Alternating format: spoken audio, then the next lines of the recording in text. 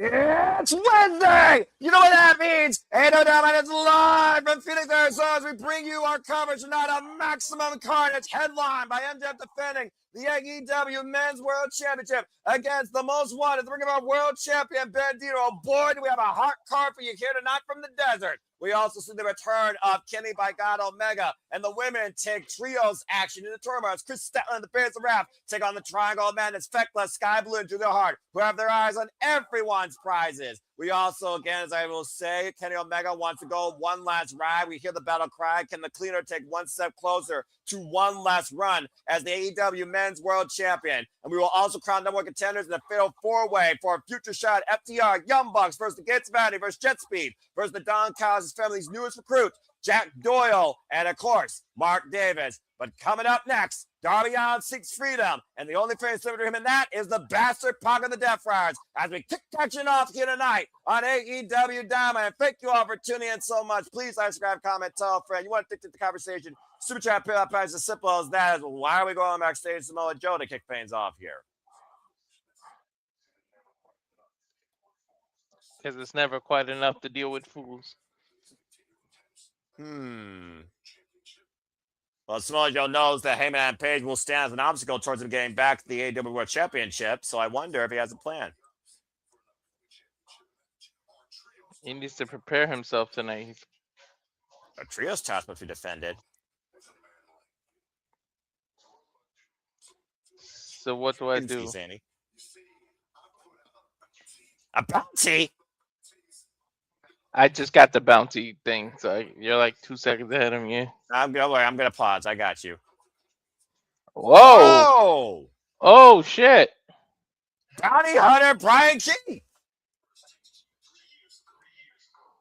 I got my first taste of you 3 years ago. Yeah, about to say that was their first encounter.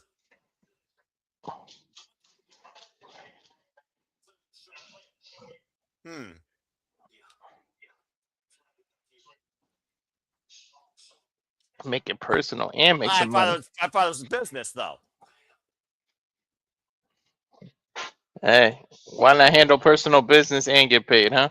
I suppose that's true, but speaking of personal, it doesn't get more personal than this. We go down to the Dapper Yapper Justin Roberts for our first match. Again, folks, we do this for the biggest show, specials, pay-per-views, PLEs across all things wrestling, AEW at our most happiest, WWE, TNA, ROH, GCW, JCW, that's Jersey Championship Wrestling, HOG, and so much more. And thank you all for tuning into our coverage tonight of Maximum Carnage, what's going to be a wild night. You see right now, Darby Allin's looking for his first win against the Bastard Pac. Walter, it's their third singles encounter. The last time these two faced each other, of course, was back at Full Gear, and it took the Death Riders to aid the Bastard that allowed Pac to beat Darby Allin. As Darby Allin has beaten every Death Rider except the Bastard, looking to seek freedom tonight on his way to becoming AEW World Champion. Darby's 1-0 so far in 2026. Here comes the Bastard. Bastard Pac, of course, coming off that trios win this past Collision against Skyflight alongside Daniel Garcia and Willow as we go to Renee Paquette to hype up this match. Standing room only, by the way, in this building. Look at that. Woo, that's what I'm going to deal with in April. I'm jealous, and I hope you enjoy.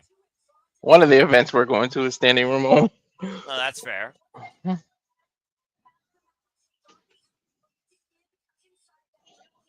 And again, you see the Death Riders escorting Pac to the ring. As John Moxley says, Darby Allin asked for this, and Pac also echoed, whatever happens, this is on you, kid. Remember, it was Darby Allin that pushed the issue for Pac to face him after threatening to break his ankle in a door. Pac was saying that you have no control over me, and I do not need to work with you anymore, petulant child, because I've already beaten you. So Darby Allin forced the issue. And remember, this isn't a continental match. There's no continental rules, so Death Riders will be around. Although he said, I got this. You were saying, Walter? I mean, I've got all the comments in the world as he should. Let's not forget, again, Pac knows how to beat Darby Allin. Darby Allin has yet to beat this bastard. As far as Darby Allin's concerned, until he does so, he will never be free of this Death Rider dark cloud that's, oh, God! Holy shit! What the fuck? Dude, he broke him in half. I think he got hurt. You saw that? Well, I was about to also say, here's the danger of this match, Walter. Both these men will absolutely do anything to destroy one another. Dude, usually somebody does that to Darby right off the rip that he's not expecting. He started off crazy. Yeah, no kidding. Well, again, how far are you willing to go in the name of your own freedom? That's what's on Darby Allin's mind tonight, clearly. We haven't even been in the ring yet, so technically the match hasn't started. You would be correct. I believe the bell is not rung as Paul Turner's trying to get both these men back inside the ring area as they're amongst the All Elite Fleet. Again, thank everybody that is tuning in. As if you can use the hashtag AEW Dynamite, be part of the conversation. But also, please like, subscribe, comment. Tell a friend we do at the Simple Lava Studios as we bring you coverage of AEW. Again, the headline tonight, MJF will defend the AEW World Championship against Bandido, a first-time ever one-on-one encounter. And Darby Allin right now, Pac going up into the high-risk district, high above the audience in Section 4, way above the balcony area. Paul Turner, he has lost control before the match even started.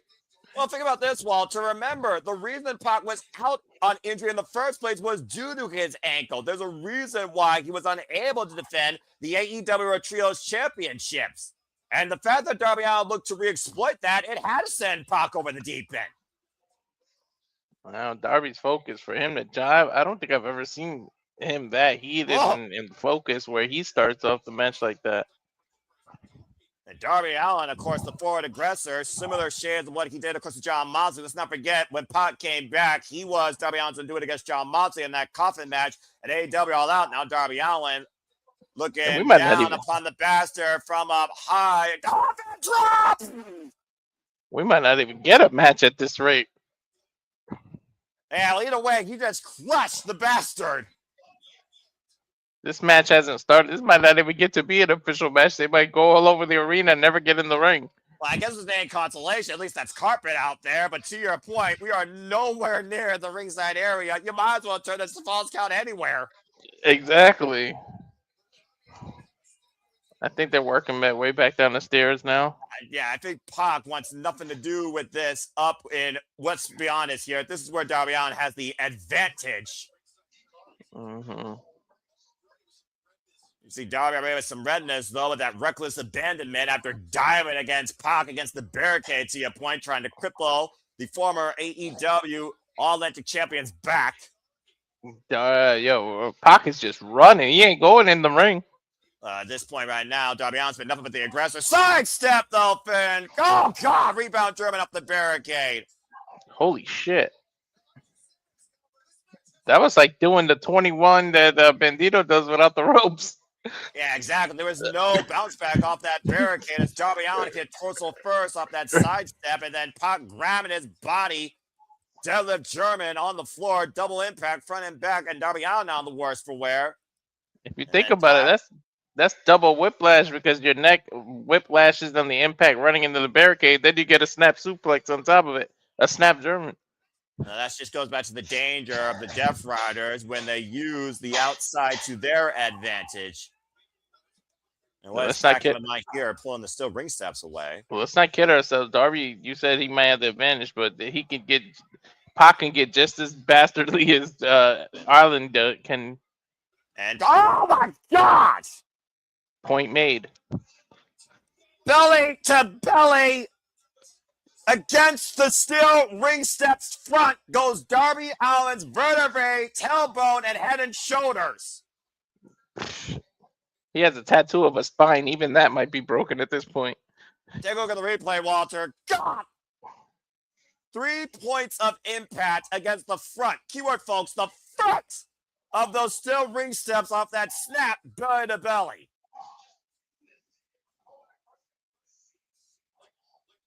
And for Pac and the Death Riders, what is this? This is another work date. This is just business. But again, you asked for this. For Darby Allin, though, this is a grudge match, but this is also a match to prove that he's ready to move on.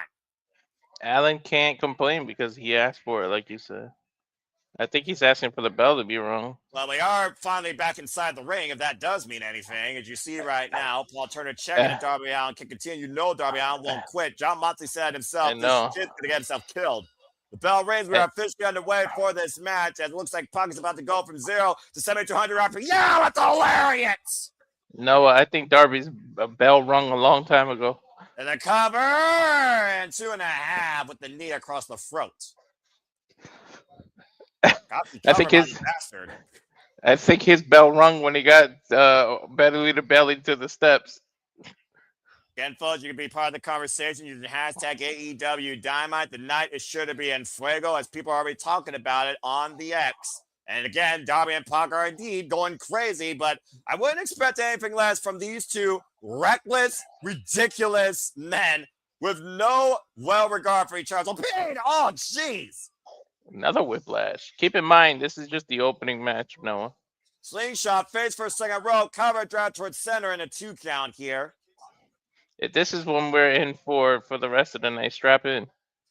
I'll say, look at this arena, by the way. I love the setup, and I also love the crowd on hand. This is awesome.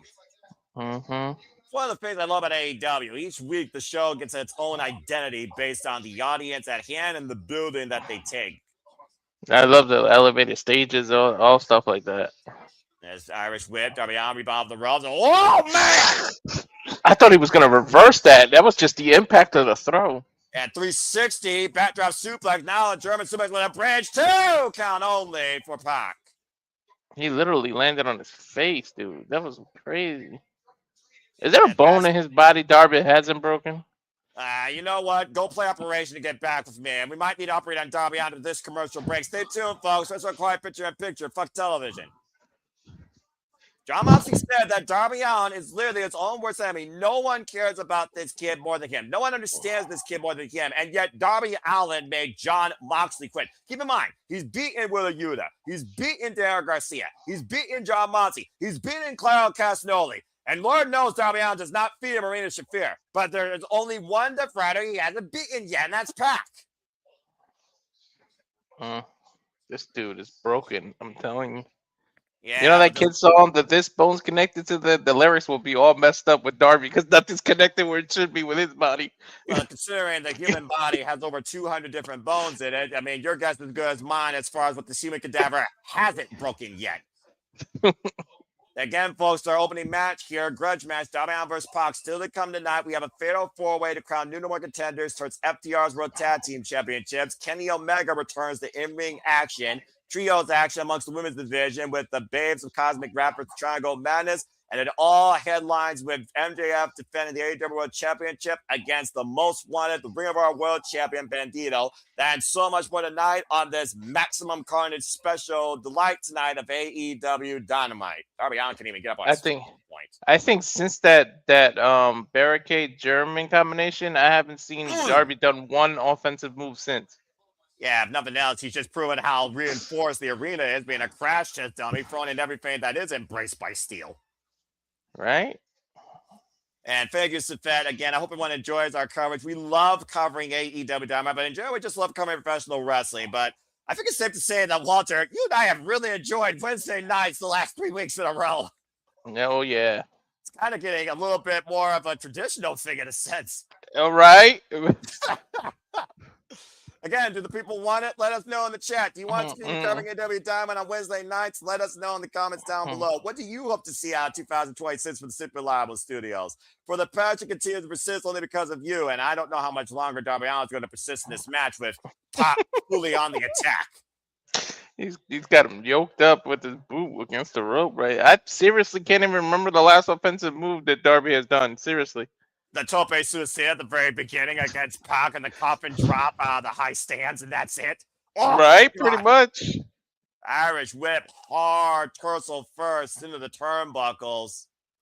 Again, let's not forget, Darby Allin's also coming back from injury. Remember, he was removed from the Continental Classic not being medically cleared. And again, Darby asked for this. Be careful what you wish for.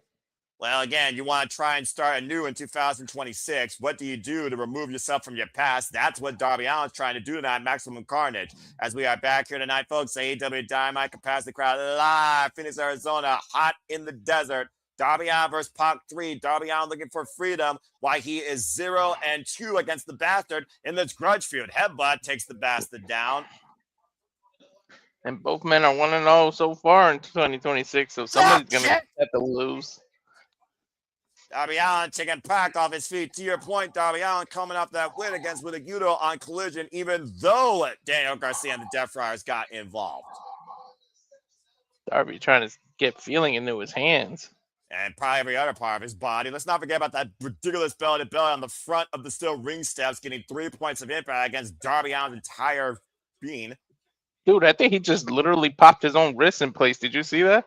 Yeah, I did. I also saw the springboard back elbow strike, almost a coffin splash. And again, that's the thing about Darby Allin. He is relentless. He is unorthodox. He will throw his caution to the wind, his body in the wind. We're talking about a guy that survived Mount Everest, survived a bus, is a human stuntman for life. Skateboarders to the extreme, dived out of helicopters and jumped off waterfalls, and still lets it take out a down. Golly, high angle overhead throw in the corner. JR used to say Kane walks through hellfire and brimstone. I think Darby would literally walk through hellfire and brimstone and still keep going. They go to the replay here, though. High angle overhead deal. Darby Allin again, hard impact against the turnbuckles, against the upper shoulder blades. Now Pac and Darby up to the corner. Oh, I sense disaster. Oh no. What is that spotlight on there? Jesus Christ almighty! He literally darted him. Belly to belly out of the corner. Dude, he literally threw him across the. Look where they started. Look where he landed. And again, it may be a certainty at this point that Pac's gonna go 0-3 against Darby here, as far as Darby beating him. Now looking for that crucifix. That again is what he delivered out to Darby Allin. Oh God! Onto that elevated stage. Being thrown from inside the ring to the outside on that elevated walkway, to your point. You realize that's like about an 8-foot drop, right? Yeah, you might as well give Darby Allin his last right. Sickening impact of a human being. And I do want to continue to point out Darby Allin is a freaking human being. Darby is Frankenstein. He could just keep going at this point. Yeah, it might be a foregone conclusion, though, as Paul Turner starting his 10 count right now. Darby Allin not moving up to 5. Let's not forget, this is the same way that Pac destroyed Darby Allin last year at All Out in that coffin match. It was literally a crucifix last ride bomb that sent Darby Allin from inside the ring to the outside on top of a fucking coffin lid. And somehow Darby just barely beats the count. He didn't even stir until 9, Noah. And frustration, though, a subtle frustration coming out of Pac, who perched himself on the top turnbuckle. And there's that defiance of Darby Allin. Bro, if he's playing the long patient game, Darby, then hell, you're doing a hell of a job.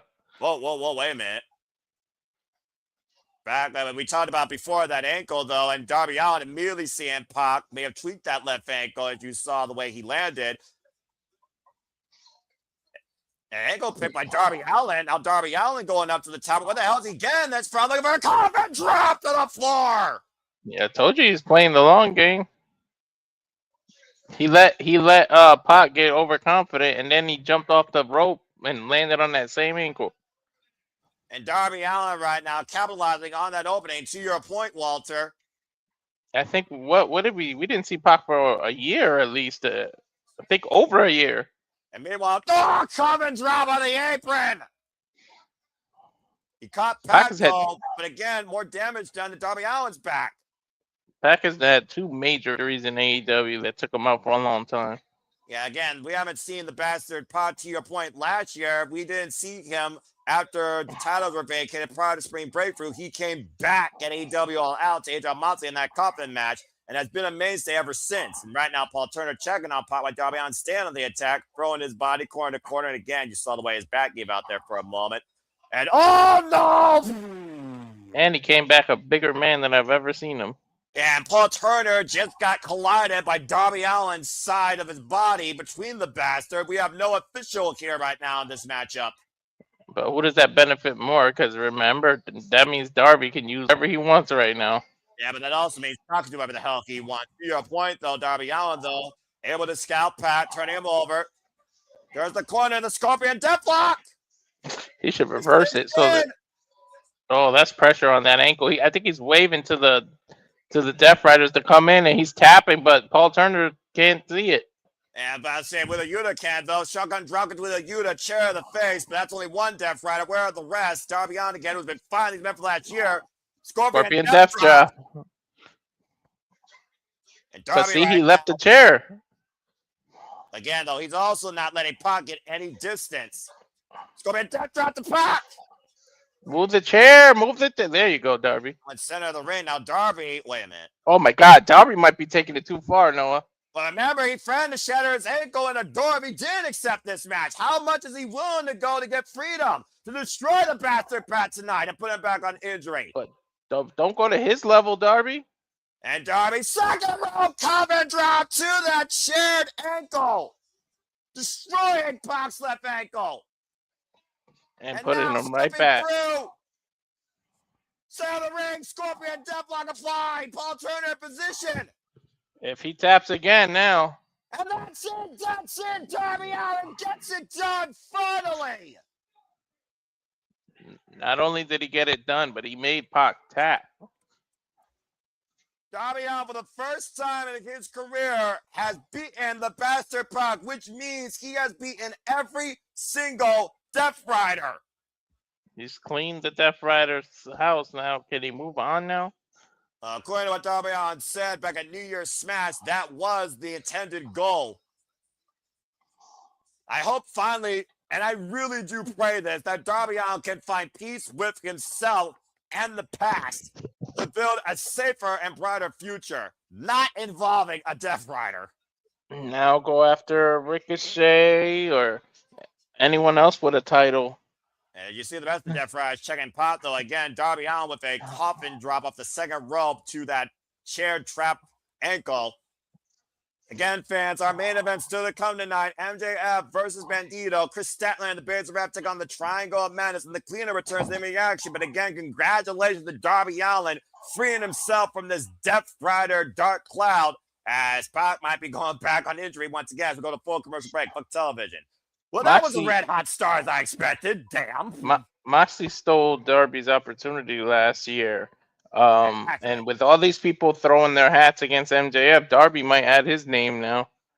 And I'll say it wouldn't surprise me. Again, shout out to everybody in the chat, Safet, our other Canadian connections. We got both Canadian connections here. And again, shout out to our Canadian friend Ash. Go look at our thoughts from Wrestle Kingdom Viewers Dash Post on the app. Subscribe to Dave Brad for Wrestling. Appreciate you, pal. Wish that you were here. And shout out to Big Bala, Big G, who's being all elite tonight. Sup, brother? Hope that you are doing well and enjoying the coverage and reactions. Love to have you part of an all elite coverage, but I'm looking forward to covering WWE again with you soon in the near future. Of course, the newest member, I like to think of the commentary family of Sumo Studios, and does a great job. And as saying Darby is an absolute nutcase, that might be accurate. Speaking of which, say her name, and she may actually appear because she is indeed yours and mine and our Canadian friend.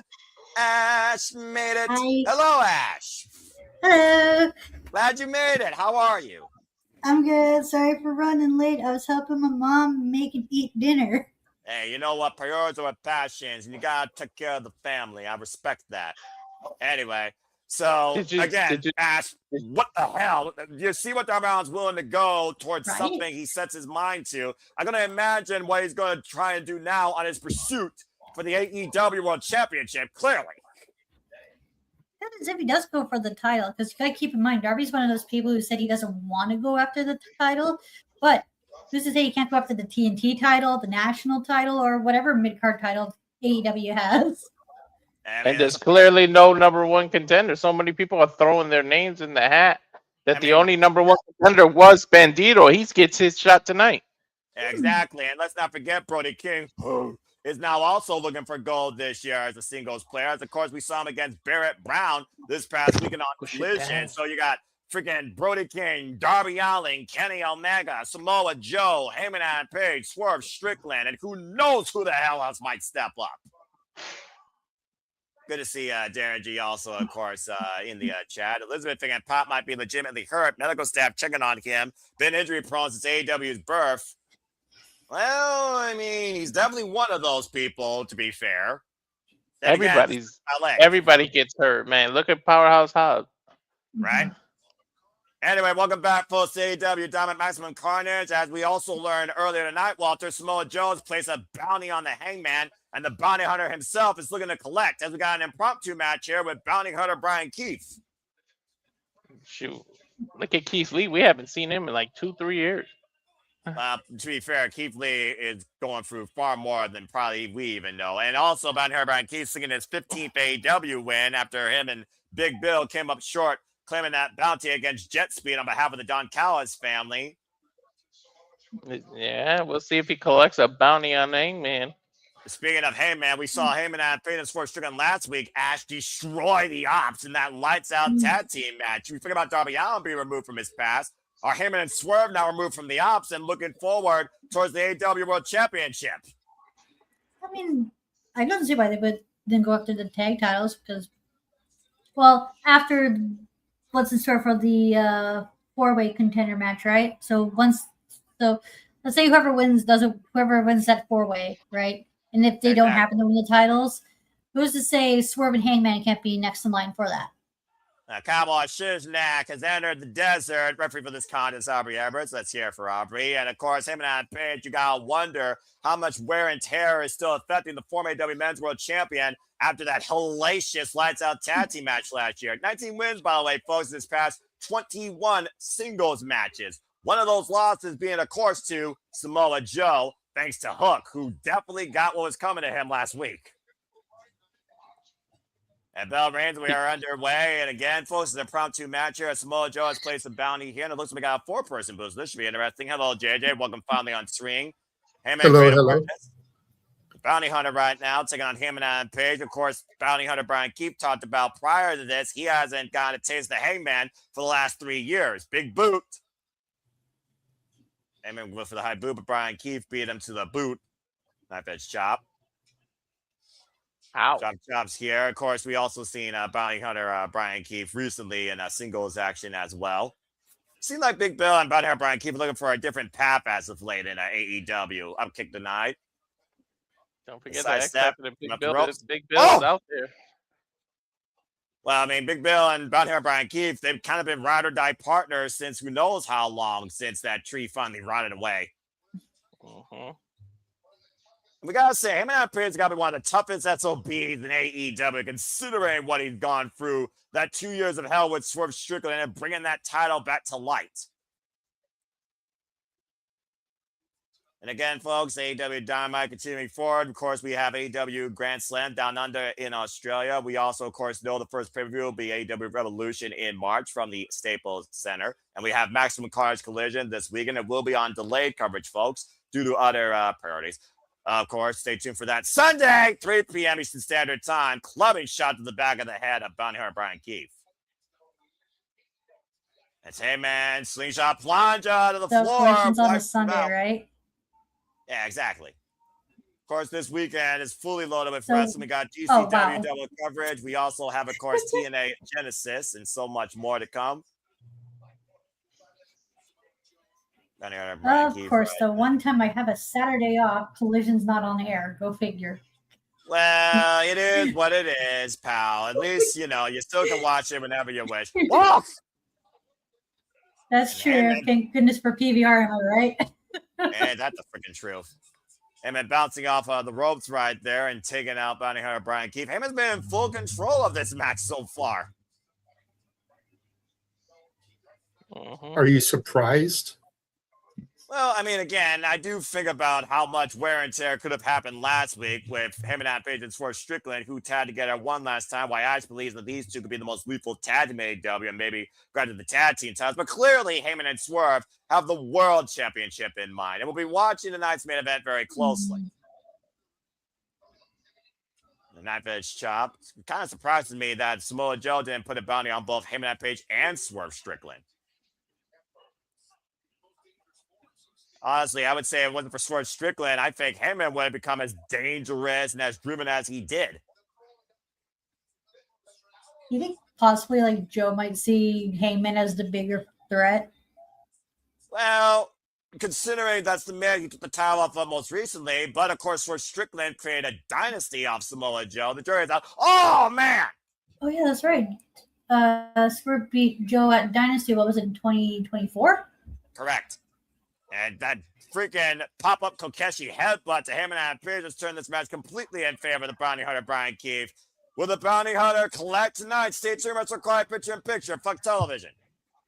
Yeah, it's good to see everybody in the chat. Good to see everybody on screen. Good to see everybody tonight on Wednesday night because Dynamite's on fire already, and I freaking love it. Again, folks, stay tuned. Continue coverage tonight. Of course, we'll continue through the week. We have TNA's premiere on AMC. There'll be City Predicting Fall on that for Genesis. We'll be back this weekend with double coverage of GCW and TNA Genesis, along with your weekly Marvel coverage of Wrestling Matters. That is the Saturday Shenanigans. And Sunday, we'll be doing a special coverage, retro watch along of AEW Collision Maximum Cars. That's 3 p.m. Eastern Standard Time, and so much more again here at the Sip Labo Studios. Stay tuned. I do wonder, though, if Bounty Hunter Brian Keefe actually was to get a surprise win over Heyman tonight, but hooker by crook, money be damned, that has to raise his comments. Maybe he may want to go after a singles championship or the AEW World Championship.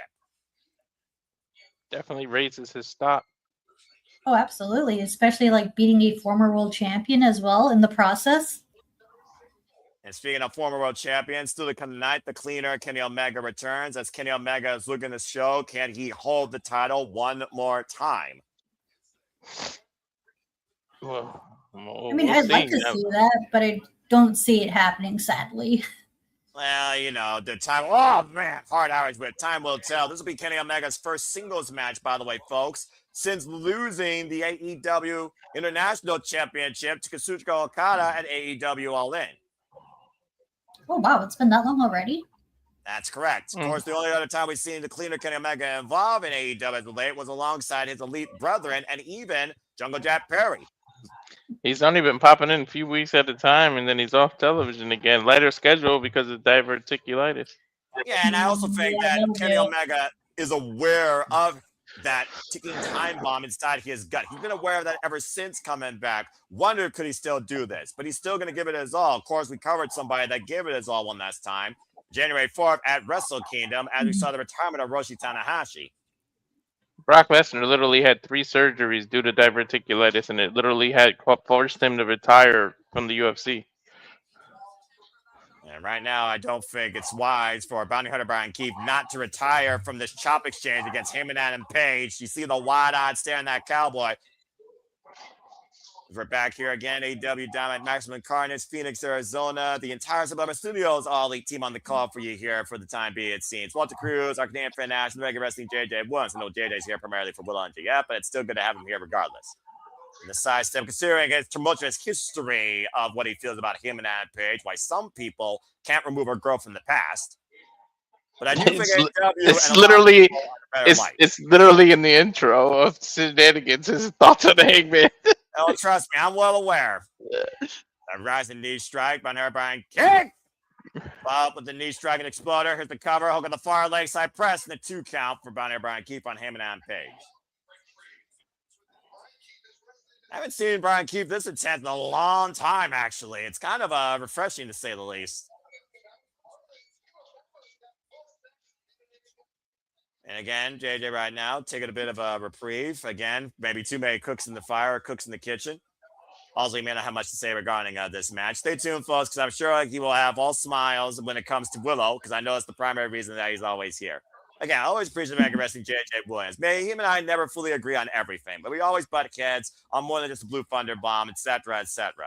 Keep up by that wide-eyed cowboy. One swift right overhead forearm to Bounty Hunter Brian Keefe. Several now.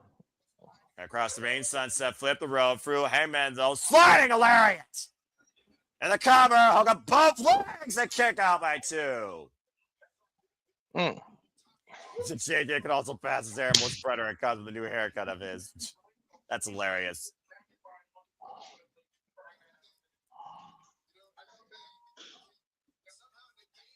One of those things that you got to consider big on the outside and how big of a difference he could be, though.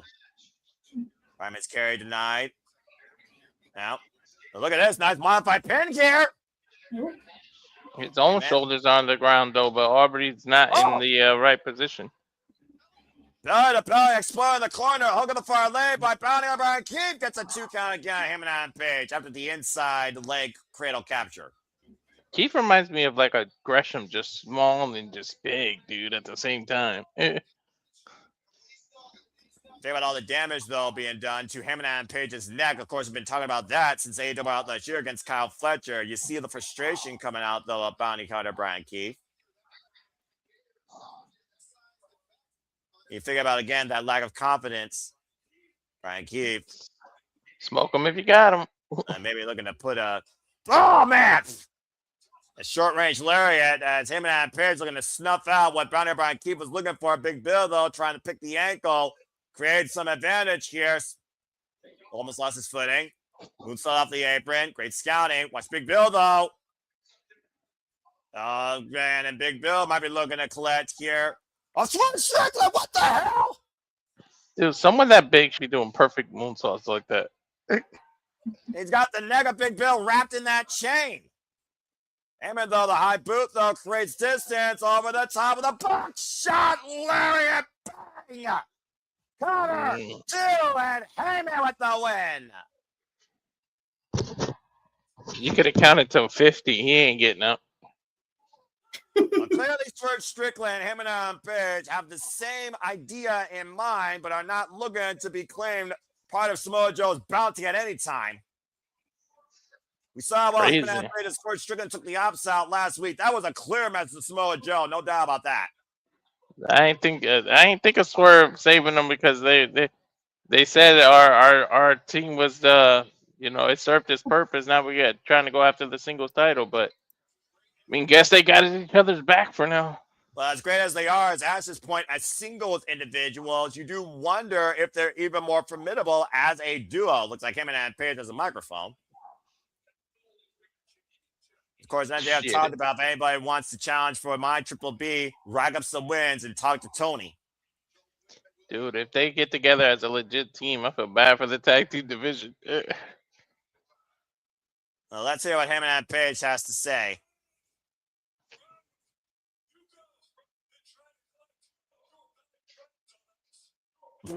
Damn. Try to collect your bounty now, dumbass.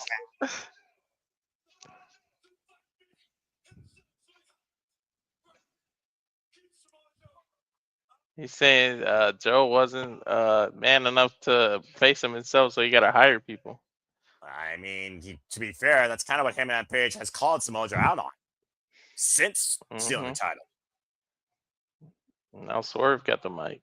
Oh, boy. Uh-oh.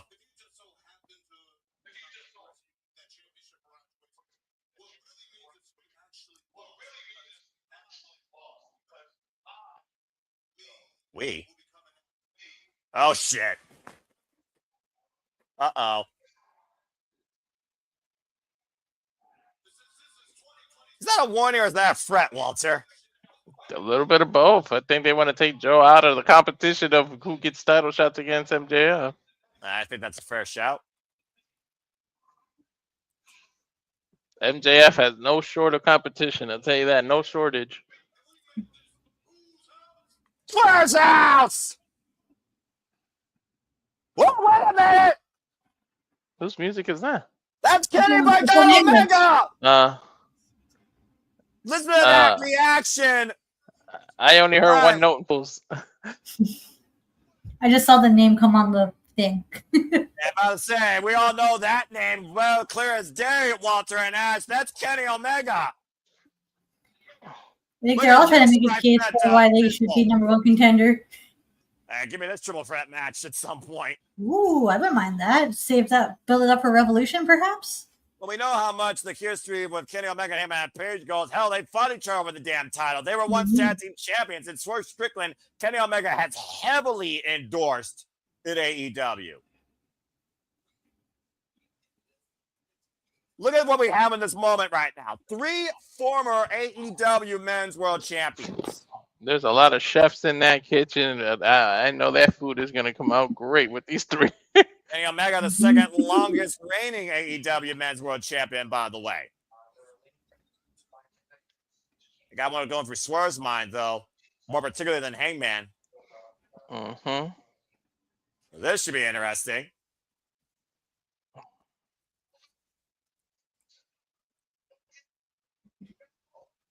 course, Omega's supposed to be in action tonight, I think. Oh my god, I keep getting behind. I got my own time at shop, but I got wonder what I was going to say. 3 of the greatest challengers? Are staying in the ring right here, right now. I'm not going to argue that legitimately. You can't. Yeah. There is no arguing. Yeah, you're not right. You're not wrong. I mean, you can argue about how they were booked, but Even have to prove it not to myself. Maybe the first reign, but not that second reign for Hangman. True that. yeah, I'll give you that. Although I kind of feel like the second reign was a little bit short, and which is really sad because I was hoping someone would win too. Here's me being fickle, right? I mean, You got to think about it. It makes sense because, like I said, you know how big of an idiot and an ass MJF would have looked if risked cashing that in the 4-way and then not came away as the champ. That's true. Yeah.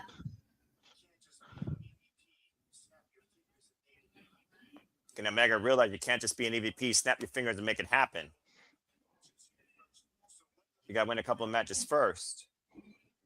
So that'd be friend or foe. I'm going for that title.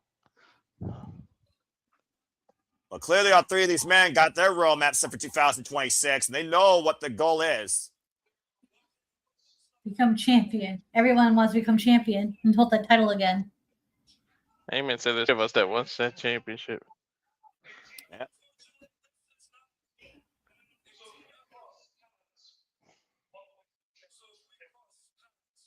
Oh. I don't mind seeing this ran back, honestly. May the best man win. Well, at least he's being sincere again. He still wondered what a Swerve think of this.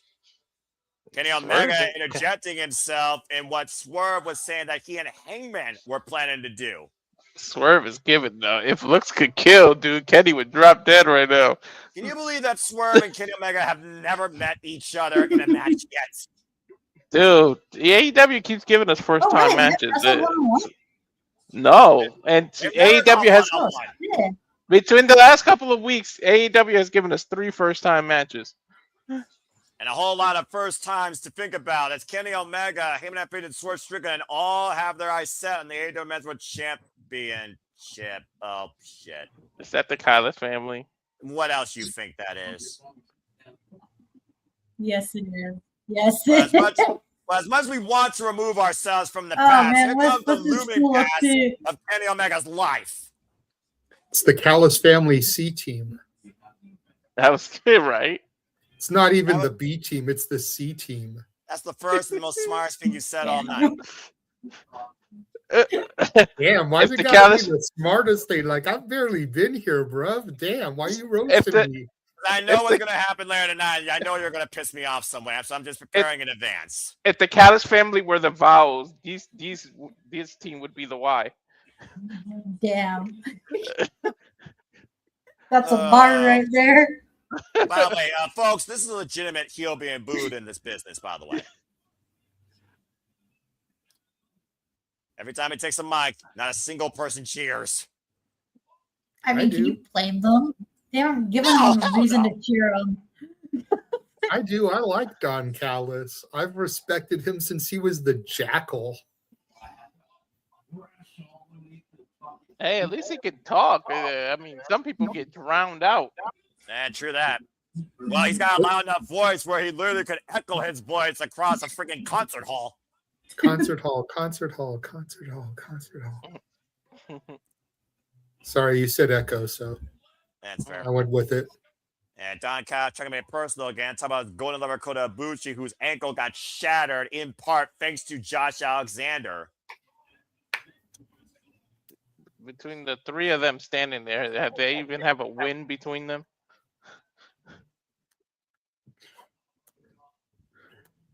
See what Omega's got to say to that. I mean, what has Kenny Omega not seen out of Don yet that he can't foretell? I think he knows the Don Callis playbook better than he does. regardless, he did issue a challenge. Let's see what Kenny Omega has to say to that. Beat some of the best challenges by AEW. I got a little time tonight. Wait, tonight? Wait, what? Yeah, I mean, I'm Alex, for it. Why not? What's the Josh la- Alexander versus Kenny Omega tonight. Had it. when does Alexander won a match last? That's a good question. Like, are we talking singles or tag team here? Singles. The answer is 0. Exactly. I don't think there's a win between these three. And for tag teams, what about tag teams? I mean, they did win that money, but we all saw that Morales spoke more than the dollar sign. Mm. Of course, Don Callis is going to show his invisible hand and keep his family in check, or at least the family members he can in check. I don't know about Jackal JJ was talking about, but he sure is being a jackass right now. You don't know about the Jackal, bro?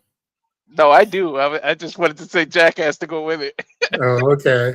I was going to say, man, you go way back. I thought you knew about the Jackal. Well, that being said, next week on Dynamite, Don Callis controlling this challenge, but it sounds like next week on Dynamite, we're going to get Kenny Omega versus Josh Alexander for the first time ever, as Don Callis stopped the Cleaners' attempts on pursuing the championship before they even start.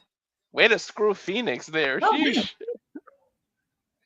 And I'll say, let the crowd echo the chant that we all want to echo. Fuck Don Callis.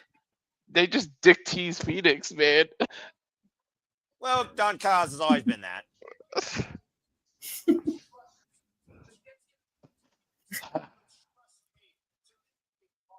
I keep debating in myself to whether to go to Sacramento's Dynamite, but do it.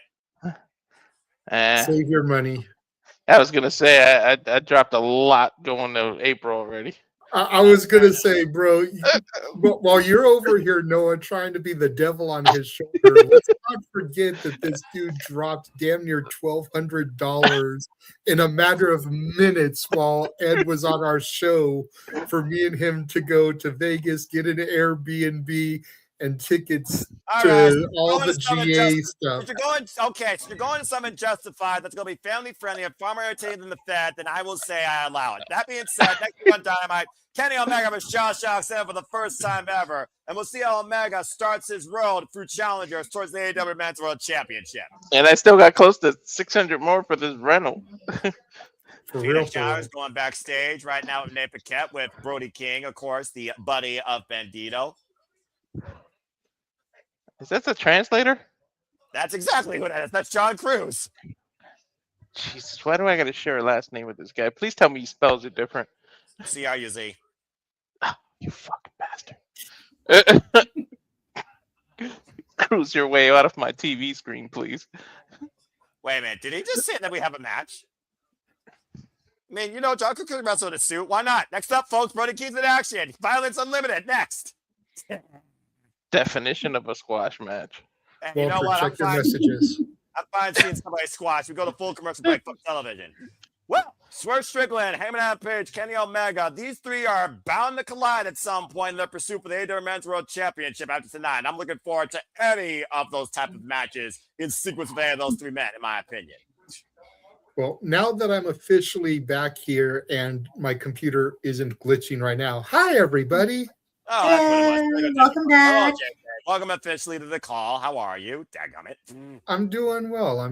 It's been a nice chillaxing day today. Got out, did my laundry, came home, just kind of been vegetating until this. Vegetating. And then, the landlady got home like right before the call started. So that's why I wasn't here right at the outset, having a little conversation with her, It's all good, though. Rocking my new Journey t-shirt. Nice. Respect. Yeah, I know I get a little something out of Noah for that one. Yeah, once in a while, you're on my good side. Other points, I just tell you to shut the F up. But that's our connection. It's all mutual. Exactly. And you're right. I do know that there is a trios match coming later. I will probably be getting under your skin about that. But you know what? It's all good because, again, it's the love between brothers Exactly. that if we didn't get under each other's skin when it comes to that match, People people be would bored. think that something is wrong with us. Yeah, about to say it'd be like a whole different form of drugs, not incense and peppermints. That being said, yes, of course, still Ooh, to I come. like that song. That's a bop right there. Yeah, you know, when I was Strawberry Alarm Clock, I believe, is the name of the band. very good. That's correct. And shout out to Jefferson Airplane, another one of my favorite bands. That being said, I also want to give a shout out to Phil Collins, who officially announced he is retired now from music. But if the drumsticks beat his hands again, who knows? But basically, he says he's ran his course. So shout out to Phil Collins, the genius, of course, of Genesis. That being said, 2 Jada's points, folks. Still to come tonight, we have Trios action as the Babes of Cosmic Wrath, Kris, Statlander, and Babes about to take on the Triangle of Madness. Fatal 4-way for the future World Tag Shot against FTR with the Don Callis' family. Jake Doyle, cannot get used to that name. Mark Davis, Jet Speed, the Gates of Agony, and the Young Bucks. And of course, that's headlined by MJF defending the AEW World Championship against Bandido in a first-ever one-on-one matchup as a future challenger. And the brother of Bandido goes in one-on-one singles action following the commercial break. Now that we wait for the show to get back here. And again, we talk about the list of names that we know so far. That list is only going to get longer. Hell, we didn't even mention Darby Allin, who just beat and probably broke Pac in the process. He's got to be a name now on the hunt. And we all know the history with MJF and Darby Allin. Remember, headlock takeover, full gear. That's how MJF beat Darby Allin the first of a one-on-one encounter. Darby broke himself. And Darby somehow he's always still breaks walking. himself. Well, I guess John Cruz did fight his wrestling gear, but Brody King's about ready to get in action. I was telling Noah before you were here that I don't think there's a bone in his body he hasn't broken. 206 different bones in the human body, and you're probably right. How many bones does Brody King break out of John Cruz? Oh, I don't know. Oh. All right. That's awesome. I mean, you know, he tried. Oh, God. Just stay there, John. He's dead. Why are you getting back up? The Again. more you get up, the more Brody's gonna punish you. I mean, John Cruz is a capable wrestler. Let's not count him out here. Now he's going up to the top rope and doing this in the suit nonetheless. Gotta respect. Oh! How many languages can he say squash, didn't it? Well, never mind. Going up, going down. Gonzo! Oh my God! Uno, dos, tres. 3. Dude, Okay. Brody didn't even take his damn jacket off. Wow. He took it off to bury him. In more ways than one. Violence! Violence! Well, thank goodness he don't work by the hour, huh? I'm about to say, Brody King, of course, is looking for his own single goals this year. As, of course, those brothers will always be bound together, supporting his bro Tacho. Let's see what Brody King has to say. Brody King's about to spend more time on the mic than this match. That's probably accurate. Accurate. Beat MJF Sass from pillar to post. I think we all want to see that.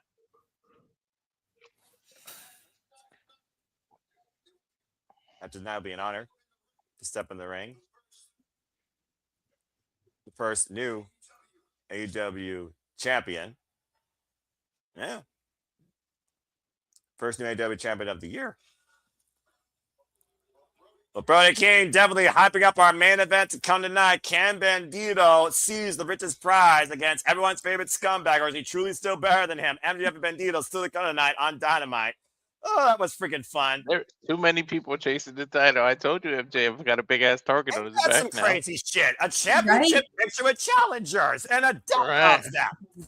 And that being said, I'm just going to leave it at that. Oh, by the way, shout out to Thekla. Stay tuned, folks. We still have our simple session coming up here in the near future. It is what it is, Thekla, when one company can actually book it. But that being said, that is next week. Kenny Omega versus Josh Alexander. Stay tuned more on that. I don't know if we're going to cover Dynamite next week. This is becoming a fun, regular thing. So stay tuned, folks. I mean, it's not C2 season yet, right? Do you crave that match like this White Castle burger over here?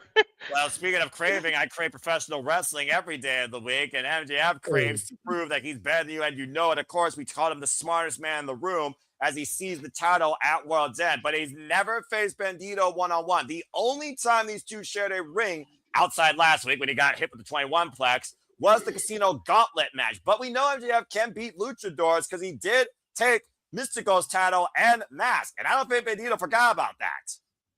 And that was for the CMML main title, right? Correct, that Claudio Castagnoli currently holds, and Andrade El Idolo has eyes on that championship. Ooh, that's gonna be a fun match, and that's another set of title reigns I have to see is Claudio's CMML run.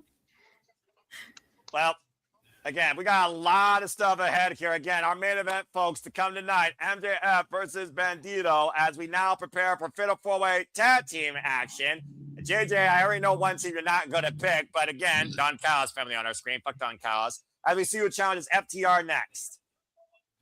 I'm very intrigued for the first time ever to see this duo as a tag team. They almost look like brothers. They need to redo the Wayans Brothers theme and have it for these guys. We're brothers. They're their tag We're team happy debut and we're tonight. singing and we're something. Something! You. Give me a high five. Well, how about you take it to the sky and have your seat in the upright position as Jet Speed's in action tonight. Speed by Mike Bailey and Kevin Knight. You mean they recovered from last week? Well, I mean, again, we saw the Don Callis family claim that bounty thanks to Jake Doyle and Mark Davidson's attack. Yeah, it seems like the demand of the Don Callis family share a similar business interest. This jet might run out of fuel by the end of this match with these two. I mean, previous challengers, AEW All In. Let's not count out Speed by Mike Bailey and Kevin Knight. And of course, they were supposed to be in action last week on Dynamite, but thanks to Don Callis family's assaults, they weren't. And here comes the man, the Gates of Agony, of course, coming off that 6-man tag on Collision with Anthony Bowens, where Ricochet won unconsciously, thanks to his brothers of Gun Hire, and Bishop Khan and Toa Leona. He's huge, man. And Ricochet did say this year they want to hold all the gold. They want to hold all the control. Dude, the tag team division is really stepping up now. Well, Right, FTR needs some challengers here, so yeah. We were talking about last week, Ash, how FTR came out after the Don Callis family assaulted, as I say their name, the Young Bucks of old and Jungle Japan. We were wondering what they were scoping. Could they be scoping who they think could be the most imposing threat? Because to my knowledge, I think the Young Bucks still have had FTR's number more than once. Yeah, I think that's, yeah. There it is. Tell us how you feel, JJ. Tell us how you feel. Tell us how you really feel, JJ. Don't forget, Ash, you as a Canadian representative, you still got Adam and Christian hanging around too. That's true, yeah. Look. Listen. If there is no secret about my disdain for the Young Bucks. Yeah, think? But I almost got to say it on TISM this week, but I will go ahead and I will say it here. I only don't think I said it because I think someone else said it. Fair enough. But I think, and you're hearing it here, January 14th, Simply Reliable Studios. Matt and Nick Jackson will defeat Christian and Cope for the AEW Tag Team Championships. That's a hot take. It does look, that kind of looks like the trajectory it might go in. Because FTR, because you got to keep in mind, there's FTR and Cope and Christian, they still got their business to fix or not fix, finish. And who knows, maybe the title could be involved. And I think if I'm booking it and I don't know what is keeping Cope and Christian away from TV right now, I think it's just Cope filming stuff. Yeah, I think he's filming Percy Jackson still, the TV series. So if I'm booking this, if I'm Tony Khan or Bryan Danielson or Christopher Daniels or whoever's in control here, FTR defend the titles successfully against somebody at Revolution. Cope and Christian return after the match. They call their shot for Dynasty in Canada, Mm-hmm. They win the titles there. They lose the titles at All In London. Wait a minute, watch your screen! This will drop kids by jet speed as we saw the demand. And by the way, we are dealing with a match here, by the way, while your fantasy book in the future of the AEW Tag Team Champions is currently held by FTR since beating Bandido and what we called our tag team title match of the year, Walter, of course, at AEW Full Gear. And of course, FTR coming off successful defense in that Chicago street fight against the Bang Bang Gangs, Austin Gunn and Rock Hard Juice Robinson. And right now, look at this combination of offense. These two are going to be some crazy people to deal with, man. Which two are you talking about? What the hell is I don't want to say something anymore. What's his name now? Dylan? Doyle. Yeah, Doyle. Pineapple. Doyle and Davis. Yeah, D&D. Not Dungeons and Dragons. Up and over. D squared. You've heard of CNC Music Factory. Well, this is the D&D Callis family. And right now, the Callis family and the Demand, all D's working on the same page here, hooking up jet speed and the Young Bucks. Goodness gracious. Takes out everybody with that springboard topic on Hilo. That cleared everybody. Again, the Young Bucks, who have wrote the book on tag team wrestling from the backyards of the big stage, can they punch their ticket towards becoming 4-time AEW World Tag Team Champions, unprecedented here in AEW? I don't give a shit what AEW wants. I'm not cheering for these two. That's your own prerogative. At the end of the day, I look at the athlete. I don't look at the past. If you live in the past, you are doomed to repeat it, and you're also doomed to sulk from it. Look, as long as they don't make themselves the cornerstone of the tag division, then fine. But part of my issue with them in AEW is Rick Knox, is the referee here. Go figure there, Mr. PWG. And PWG influences all the way. Oh! But part of my issue with them here in AEW is that they are founding fathers and they were dominating the tag division. Mm-hmm. And right now, it's like Kevin Nash booking himself to be champion. Okay, well, at least these damn, the strength of Doyle and Davis.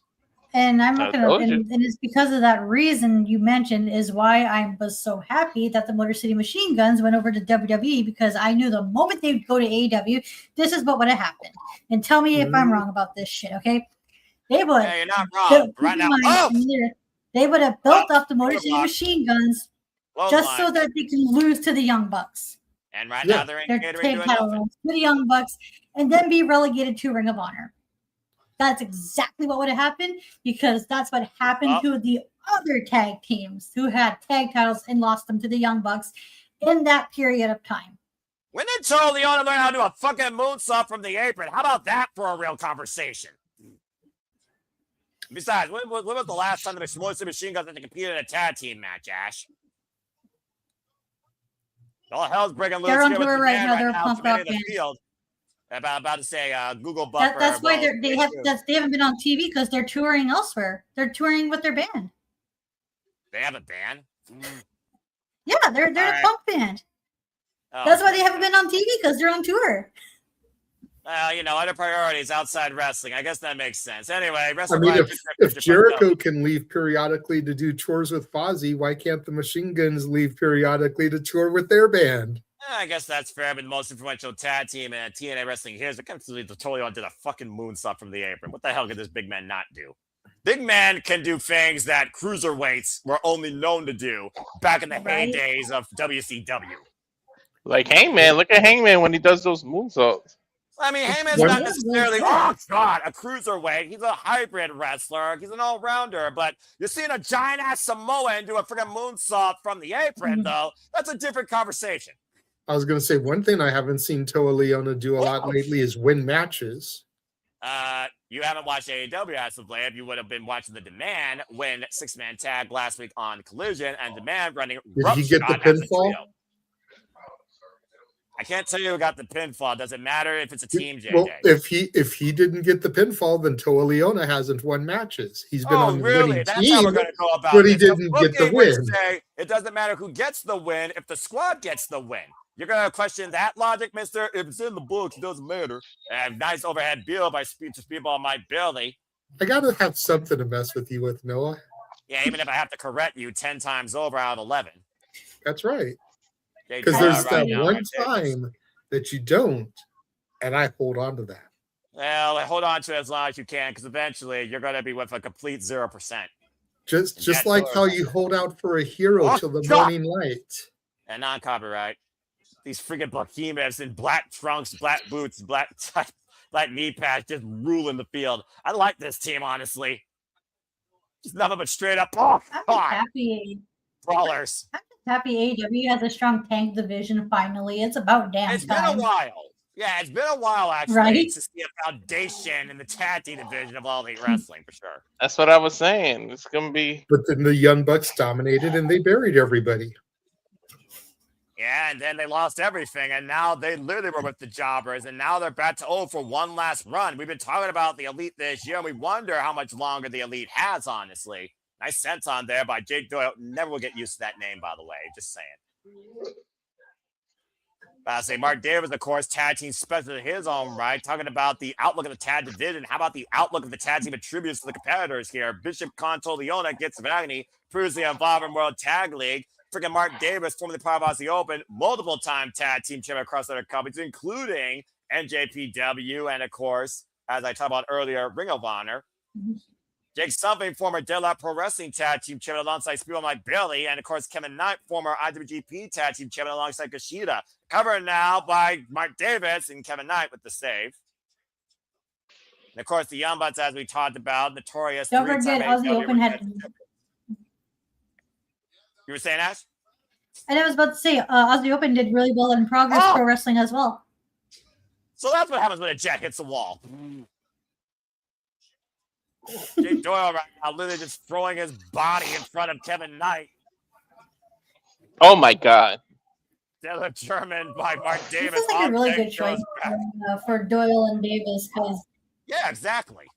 That's why these two are actually working really well as a team. They're both like, and their strengths are being showcased, which is really good. Well, they got a similar body build, and they got a similar wrestling mentality, if you really think about it here. Why the Young Bucks, of course, brothers born in this business. Mark Davis and Jake Doyle might be brothers that are bound together because of similar circumstances. You think about Mark Davis, no longer part of Aussie Open without Fletcher, and how long have we waiting for something for the now Jake Doyle to achieve something in his wrestling career? You guys keep mentioning Doyle. Now I'm eating fruit cups. I mean, about to say. That's Dole, not Doyle. Yeah, D-O-L. Learn your spelling. Also, G-Y-V. Doyle was a pineapple, too, though. Card cover 2. Count only. Eddie Kingston and Ortiz taking on the young veterans this Sunday, as we're going to cover. This Saturday, actually. AEW Collision, Maximum Carnage. And Leona, this beast of a man. Also, Daniel Igalo, who we talked about before as insights on Claudio Castagnoli, back to pick up his own business, goes one-on-one with Angelico, La Sombra versus the man with his own flow. And as we talked about earlier, Kenny Omega will face Josh Alexander for the first time ever next week on Dynamite. That alone right there makes me want to cover it. Irish Whip Quad. What the hell is this? And me and the Minds right now, collision middle of the ring. Kicks on point right now, taking down D. And comparing the Ricochet and Don Callis in commentary, I feel bad for Excalibur. Meanwhile, out of the corner, 4-way high aerial offense. I like how Matt was the only one who didn't do a flip. Yeah, right? Well, Swanton's close enough. Yeah, the rotation of your body, it just goes to show what sort of impact you're looking for. Mitchell escaped by Speed on my belly, rising knee strike, sweep of the leg, though, to Nick Jackson. Revolution knee, super kick to the side of the head by Matt Jackson. Springboard flying lariat by Kevin Knight. And then same pace as expected here, considering who we're dealing with in this fatal 4-way for a chance to run number one contenders for the AEW Tag Team Championships. So for the number one contenders, they can cash in at any time, right? Because it doesn't have a specific set date. I think it would have a set date. I just don't think they know the date for now. There's one thing I've learned about AEW. You do not need cash-ins. Especially if a cash-in's just like, you're going to get the opportunity, but it's not going to be right now. It's just going to be official this date. That's just that's one way to AEW separate them from the... just doesn't need that right now. They don't need that to create somebody or give someone an opportunity. Earn it with a win, earn it with a freaking multiple win. That's what MJF's talking about when it comes to everybody that wants to challenge him for the AEW Triple B. Right now, the Demand with the headbutt taking command of the field here. Shotgun dropkick by Ring of Our Dojo alumni Bishop Khan. I like what they're doing with MJF. That's how it should be. When you're the champion, that many people should be chasing you. Oh! Otherwise, why are you in the business if it's not to be in It's the our champ? close and the cover, and Kevin Knight with the save. About to say, if you're not here to be number one and earn it, versus being an entitled bitch, get the hell out of here. And right now, Bishop Khan and Leona in full control of the Young Bucks as the Don Callis family is neutralized and Jet Speed's been grounded. It's hard to keep up with this action. Everything's going on everywhere. Well, what do you expect when you got 8 men that literally go all over the place? Shit. He's going to get 3 What people the up. hell? Matt and Nick on the shoulders of Toro Leona. And what is Speedball thinking? Speedball, to the weapon, crumbling everybody. That was unique.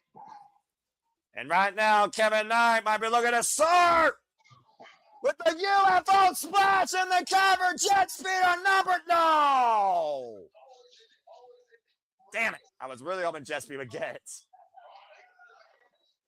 Even the Demands hope alive. Bishop Khan is. That's Bishop Khan, by the way, folks. And now Speedball caught with a super kick, nail kick. He spun into that. And Bandido was looking for that 540 Cyclone kick, and the Young Bucks intercepted that twister. Kick to the knee, taking Toro Leona down. Thrust kick to Toro Leona, trying to take down the big Samoan. Double thrust kick finally takes Toro out of the equation. Don't turn your back, guys. Speed on my belly, by the way, folks, has not even been involved in AEW for one full calendar year yet. Uh-oh. Speedball, double stomp, slingshot, power bomb, sit out the cover, Rick Knott's position, shoulders were not covered though. Kevin Knight though with the crucifix, roll up, almost golden. They might have got that, but Knox was out of position for a hot second. The backslide, Young Bucks wrestling Kevin Knight for the BTE trigger. Just dropped his head in the cover. 2 and what the hell? Ricochet pulling McNaughts out of the ring. I thought that was a cameraman for a second. I was like, oh, that's fucking Ricochet. Oh, God! Jet Page flying out of the air. Let's not forget that the man wiped out Luchasaurus, guys. Yeah, Doyle and Davis need to take advantage of this. Come on. No kidding. The Young Bucks weapons the man on the outside. Jack Perry right now attacking far more than just Ricochet's bald head. I never thought I'd be so happy to see Ricochet. Right? Yeah, he takes this long to say that. Meanwhile, the Don Callis family and Jet Speed, the only 2 teams inside the ring. And Speedball right now intercepting Jake. High kick to the side of the temple. Mark Davis, though. Speed on Speedball's side. And the rolling kick connects to the corner. Holy In shit. all fairness, Noah, you were kind of on fire calling all the chaos. That's what I do sometimes, bruv. I just Oh my God. over you. Hurricanrana denied, hooking up Speedball with a power bomb from the outside. He reversed that Hurricane and held on to it. That was crazy. And Mark Davis Right, that was so good. Oh, God. Holy shit. A pile driver Right, on the just far leg. spiked them. Don Callis family and number contenders. Oh, wow. Hell yeah. That shit. Nice. That's Hell a yeah. hell of a first win as a tag team, earning your shot at the AEW Tag Team Championships, your first time out together. Well, this is They one way picked to up- establish a new tag team. He picked him up like a Styles Clash before he did that power bomb. That shit was crazy. I said that unique chemistry that just came like nothing, it seemed. Came in like a wrecking ball. Right? Don Callis surprised the least, apparently, though. I do wonder, though, how long Don Callis had Jake Dole on his radar. There's a lot of achy was breaky. powerbomb to the outside, and then that deadlift pull-up into the pile driver by Mark Davis was all it wrote for Kevin Knight. There's a lot of achy breaky hearts in this tag division now. And Hey, Hey, y'all. Doyle and Davis are the new number contenders towards. Oh, wait a minute. And currently held by these 2 men, FTR. That's Harwood Catch Wheeler and Small Stoke in a wheelchair. Milking it. He's milking it worse than Vicky Guerrero. And yet, no host feels sympathy for him. That being said, He's sorry, milking that's it out worse loud. than Cowboy Bob Orton. Right? Now, this is a unique setup right here. damn, they tower over both of them. Shit. I'm ready for this match. Can we do it next week? I'm ready for this match right here. I don't give a damn about heel versus face dynamic. I give a damn about who is the better wrestler. No, it's Christian and Coke got to finish business with FTR first. You keep saying that, but I would not rule out something happening in between. And right now, security! And the referee board trying to break these behemoths. We don't have a just because they're number one contenders doesn't mean they have to lose the titles to them. Exactly. Bring it down, though. So I guess they're getting... I mean, if the heels won it, that means I guess we're getting CNC at Revolution. There's one thing we can say about AEW. It's not predictable. Don't assume anything. And right now, here's something you can guarantee. We got Jake Doyle and Mark Davis challenging FTR for the AEW Tag Team Championships. Date to be determined. Well, I guess square plus D square will equal FTR. I don't know. Okay, that algebra does not compute, but I'll allow it. Well, FTR knows who the next challengers are. That's one thing for certain. Hey, y'all. How y'all doing? Oh, yeah. Hello, Nick. Welcome to the madness that's AEW Dynamite. Maximum Carnage on screen. Maximum Carnage here on screen, folks. Welcome to AEW Dynamite coverage. Chris Studios. How are you? I honestly, I was breaking all your balls because I was getting some FOMO. So I was like, fuck, y'all are on? I don't want to be on. I'm about to say, freaking hell, it's turning into a Royal Rumble here. Coming up next, we don't have a trio. We have 5 people, but coming up next, 6 women take to the ring. Trios Turmoil, Kris, Statlander, the Bears of Rap take on the Triangle of Madness. Dude, did they literally knock him out of his sneakers? That is correct. As we got a full commercial break, fuck television. Now, see, Noah, you're so worried of me giving you crap when it comes to this match, but little do you know that there is actually one of these 6 women that I like less than Statlander. Oh, gee. Skye That's Blue? an interesting tidbit. No. Are you kidding? I love me some Skye Blue. This guy's got the wrong idea of Thekla. though. You like Thekla less than Stat? Anyway, as we got I haven't had the opportunity to see much of her. That's fair. Okay. So out of the ones that I know, I like them more than I like Thekla. Well, education is key, but I respect that take. She's one of the ones that scares me. So I want to bring something to light, and I think obviously I think Noah might have noticed this, but last week Thekla got mic time. Correct. This week Brody King got mic time. Correct. Before then, I don't think they've ever really had in-ring promo time. Correct. It seems like Tony is giving them their chance. He's giving people who've never been put in that situation, he's giving them a chance to do it. Well, you sometimes got to take a chance on somebody else. You can only rely on the same formula so many times before it gets old. So the way I see it, if you want to try and see someone's potential, ride or die with them. They either come to light or they burn in a fire. So it's a new year. You got to give. It's a new year. Give new people opportunities. And I got to consider that Brody King's been nothing but a tag team specialist and trio specialist most of his career. We have seen Brody King's personality in promos after Continental Classic matches. Let's not forget, multiple-time Continental Classic participant. As far as Thekla goes, she just came out of nowhere like a bat out of hell or stardom. Clot Jamie Hayter, and has been running roughshod here very comfortably in AEW, forming this trio of badasses. But she's always had a personality. It's just a matter of who can contain it. Did Sling TV freeze on anyone else? No. No. But it's great how they're getting a chance to talk.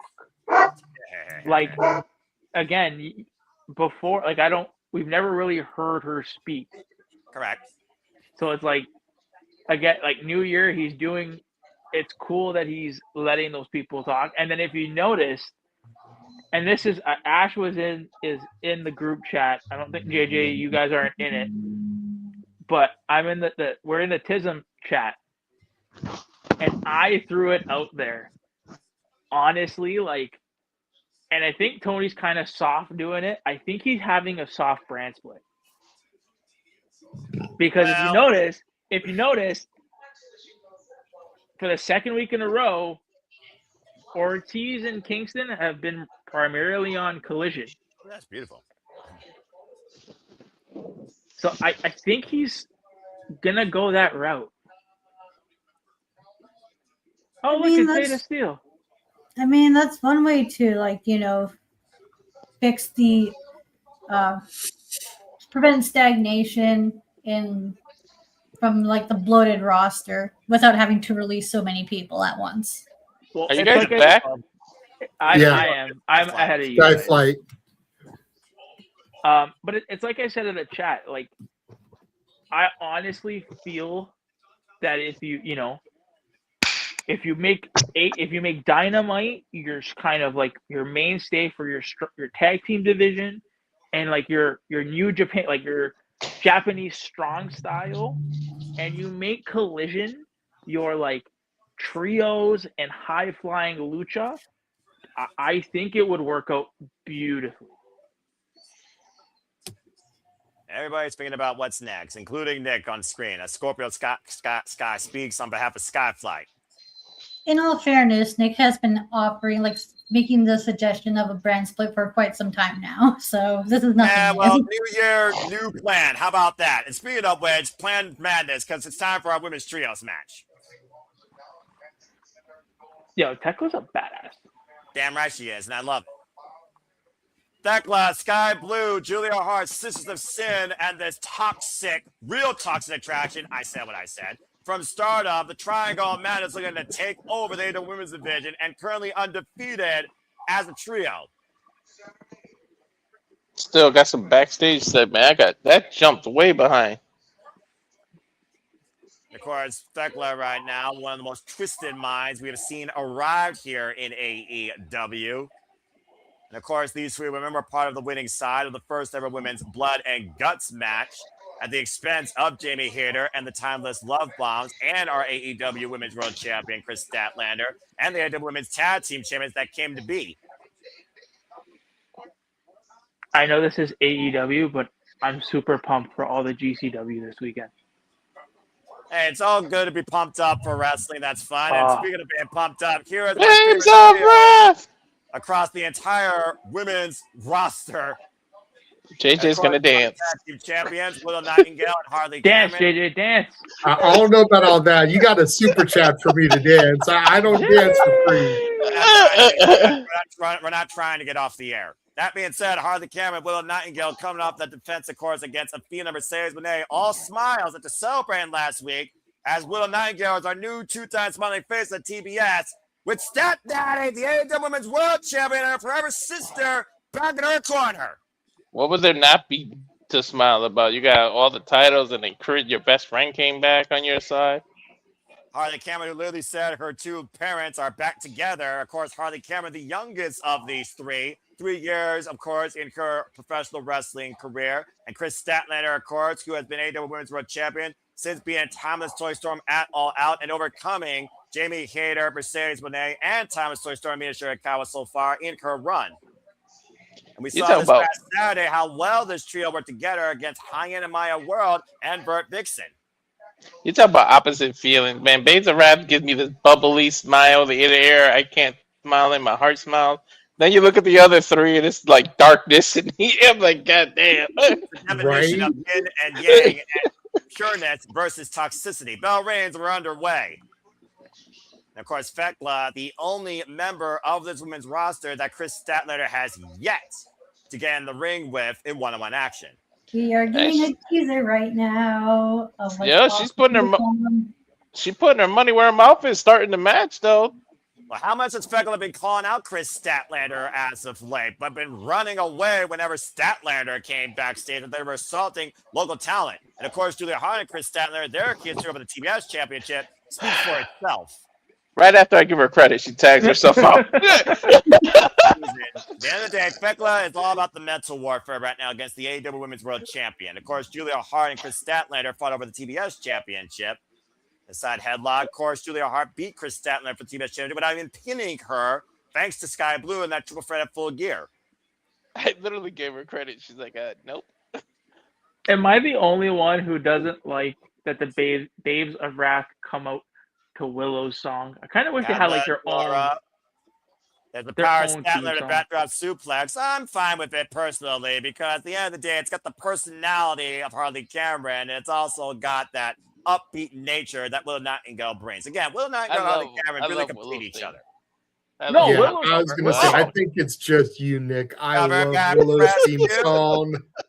No, Count I Barbie like Edwards. Willow's theme for Willow. I just kind of wish that Yep. when they come out as the Okay. Babes of Wrath, it was something Get the different. midsection. You wish they No. had their own theme as a tag team. Yeah. Well, they Nice added the roundhouse. Babes of Wrath chant at the beginning. Charging in with the sling blade on Julia Hart. Nicely done. Back press. Look at the far leg by Harley. Gets a 2 count. We recently celebrated her birthday, by the way. Happy belated birthday to Harley Cameron. Damn, she whiplashed her right there. A tag made of Willow Nightingale. That's to the corner. Of course, Willow Nightingale, Julia Hart. Willow Nightingale beat Julia Hart for her first TBS championship. Tag team combination here. Dropping Harley on Julia. And Willow with That's the cover. With the far leg. It's a 2 count. No, especially he loves when tag teams use each other's body as weapons. You're damn fucking right. A tag made to Skye Blue, who was born hardcore out of the womb. Big elbow strike. That she was. The Irish whip. Speaking blood and guts MVP last year. Ooh. Definition of a woman that went to war. Cartwheel forearm in the corner by Skye Blue. Coming out, of course, off that surgery with that plate in her ankle. If anyone needs a stunt double when they're wrestling Willow, I'm willing to take all the bumps. The reason why I'm the play-by-play, folks, is the most integrity.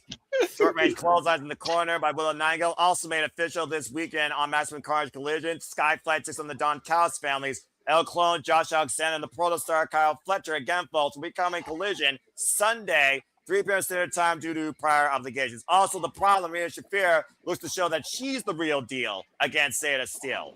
And also, Andrade Igalo will take on Angelico. Senton, great trios combination by Cosmic Bands of Rap. Kris Statlander in with the knee to the back of the head, taking Skye Blue back down to earth. Shoots the half. Here's the cover up the far leg. It's a 1 count.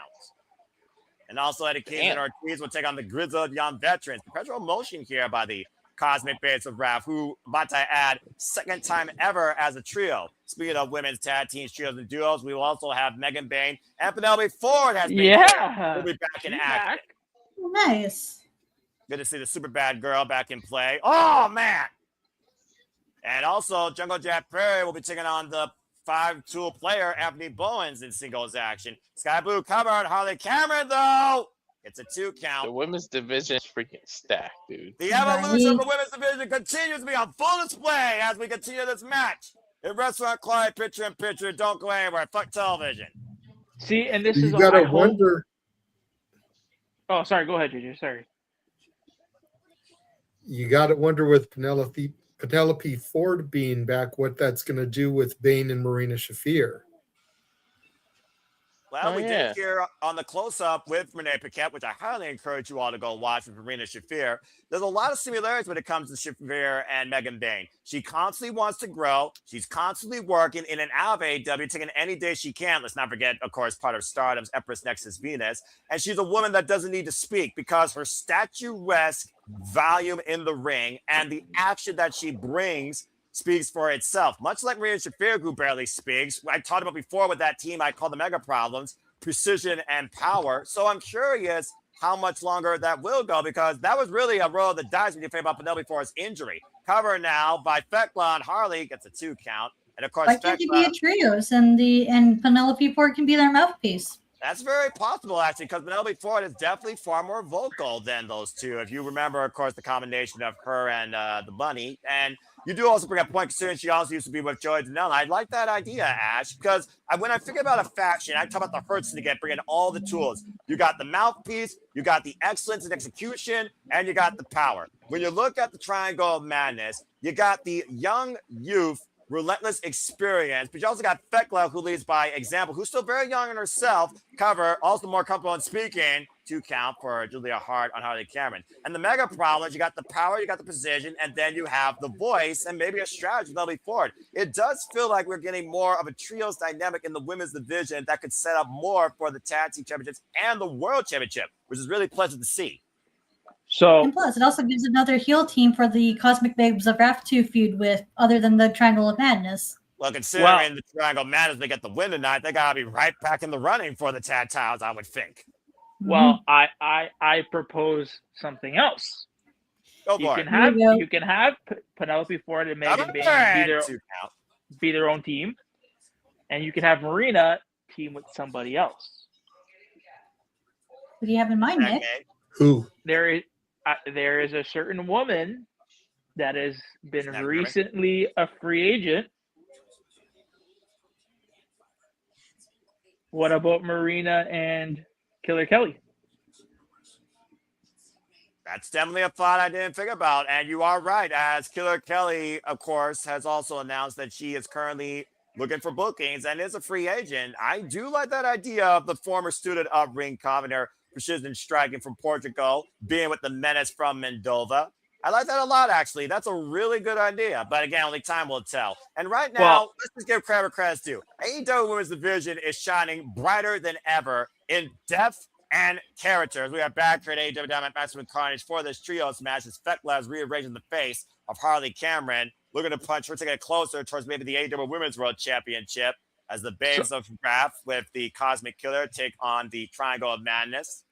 So I honestly think that last year and already the beginning of this year, Tony signing complimentary pieces, because I don't really think there's that big free agent piece unless Pam's deal is up.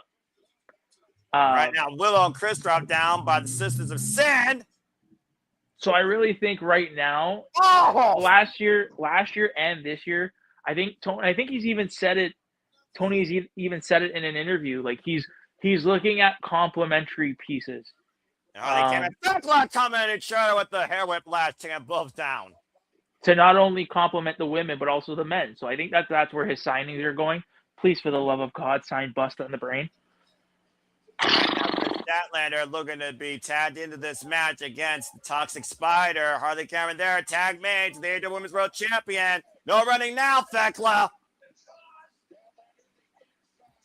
Now Thekla charging forward here, eats a forearm, and Kris Statlander face first goes Thekla. Of course, Thekla coming back from Stardom excursion here most recently, and New Japan Pro Wrestling, escorting Clark Connors down the Wrestle Kingdom rampway. Julia Hart caught into a backbreaker. Is she married or in a relationship with Clark Connors? I think it's a relationship at this point. When you're calling yourself sex and violence, it speaks for itself. Catapult to Skye Blue in the second turnbuckle. Kris Statlander on fire here, running uppercut as she constantly keeps on testing herself with the rising knee strike. Looking up Thekla. Bitch and no good driver. Spin out. Cover. Turn Skye. And everyone breaks it up. Damn. Keep the Triangle Madness hopes alive towards golden ambitions here after the night. Of course, Kris Statlander currently going out alone. Double arm rigger here. Being out of the minds by Stat, though. Again, the familiarity that Statlander has with Julia Hart. Oh! And Skye Blue. Just planting her down. Swinging a miss. Skye Blue off the ropes. Up and around. Taking the champ down at DDT. That's just being a one-woman wrecking crew right now. And Willow planting Skye Blue with a spine buster. Ooh. Harley Cameron needs to tie her boot. She's going to slip on that lace. Willow partner Harley Cameron, though, with the backstabber. Now Kris Statlander, who is still legal. That made a Harley Cameron. We had serious trouble here. Hoisted up. And trio tag made now by Harley to Willow. What is going on here? Taken down. Face first goes Thekla. And Willow right now with Harley on her back. Double Centron drop. Cover. That's all they want to touch in. 2 counts. Great teamwork here on both sides. Loving the cohesion. Oh! Super kick. Rolling forearm. The Sisters stand hoisting up Harley up on the shoulder. Oh! Julia Hart and Skye Blue planting Harley Cameron. Kris Statlander rolling double discus lariats. Thekla still legal for her side, though. Rolling elbow connects. And Willow Nightingale, I believe, is legal for the Cosmic Babes of Wrath. Just ran over Thekla with that lariat. Dude, that clothesline was crazy. Mm-hmm. And now Willow Nightingale with the gut wrench, looking for the Babe with the power. Uh-oh. Thekla able to counter. Thekla able to reverse it, though. Working around tonight. Oh, the big elbow rocks Willow the corner. Underneath the jaw. That's Thekla right now. Sees Willow on her side. The tag was made. Spear! Ooh, she spares that line. Yeah, Kris Statlander put Willow out of the way. And Julia Hart and Skye Blue neutralizing Willow on the outside. Now Thekla with the curb stop. Kris Statlander down the cover by Thekla. And Thekla just pinned the AEW Women's World Champion. Wow. Well, it looks like you're talking next contender, possibly. That's a hell of a statement right there, especially for somebody you never met one-on-one. Bro, that statement speaks volumes. Dude, give me that match at Revolution. You just yeah. Well, actually, you wouldn't be there. Either way, though, Triangle of Madness starting the new year off right with JJ's going. Kris Statlander tonight. JJ's going to Revolution. Are you sure about that? That's what he said, didn't he? Oh, that's right. Look, too many shows going on. Y'all going to too many shows, all right? Ooh, I can't wait for Legit, like I'm still tripping on it all, yo. I said you should be. I know you're not tripping over the fact that Thekla just pinned Kris Statlander for the first time ever. Guys, I can't wait for Stat versus Thekla. That's going to be balling. Let's fucking go. That's strong style right there, and that's a first time ever matchup. Yeah, another first time ever matchup. But I'm that's where it's at, you know. I mean, just. Well, I'm about to say, when you're a champion that leads by example and actually put the future forward, you know, it is what it is. And we got to find contender somehow, right? Right? I might go to AEW Sacramento just to put an application in to be an AEW cameraman. Because God damn it, Walter! I wonder why. That's Skye Blue camera shot. There's going to be a clause in Walter's contract that he only films the women's matches. I want y'all to realize something. Usually I'm surrounded by one idiot, if not two idiots. I got 4 buffoons with me tonight. So please pray for me. Hold up. Time out. Did you just call the lovely Ash a buffoon? Yes, he did. Look, even Ash can be the buffoon tag, all right? I got Canadians here. I'm just saying. I think it's ludicrous how AEW is going to Winnipeg. Bitch, you've got how many pay-per-views? Shut up. I'm still. This is justified. This is justified. I am still calling it the Dynamite after Dynasty will be in Toronto because they haven't announced it yet. They're hidden everywhere else up there. Like, dude, I think the Dynamite after is going to be Toronto. I don't think. Maybe. What? Wait. Let's be real. It wouldn't be. It couldn't be because they're on the West Coast. It'd be too far. Let's be real here. When doesn't AEW go to Toronto?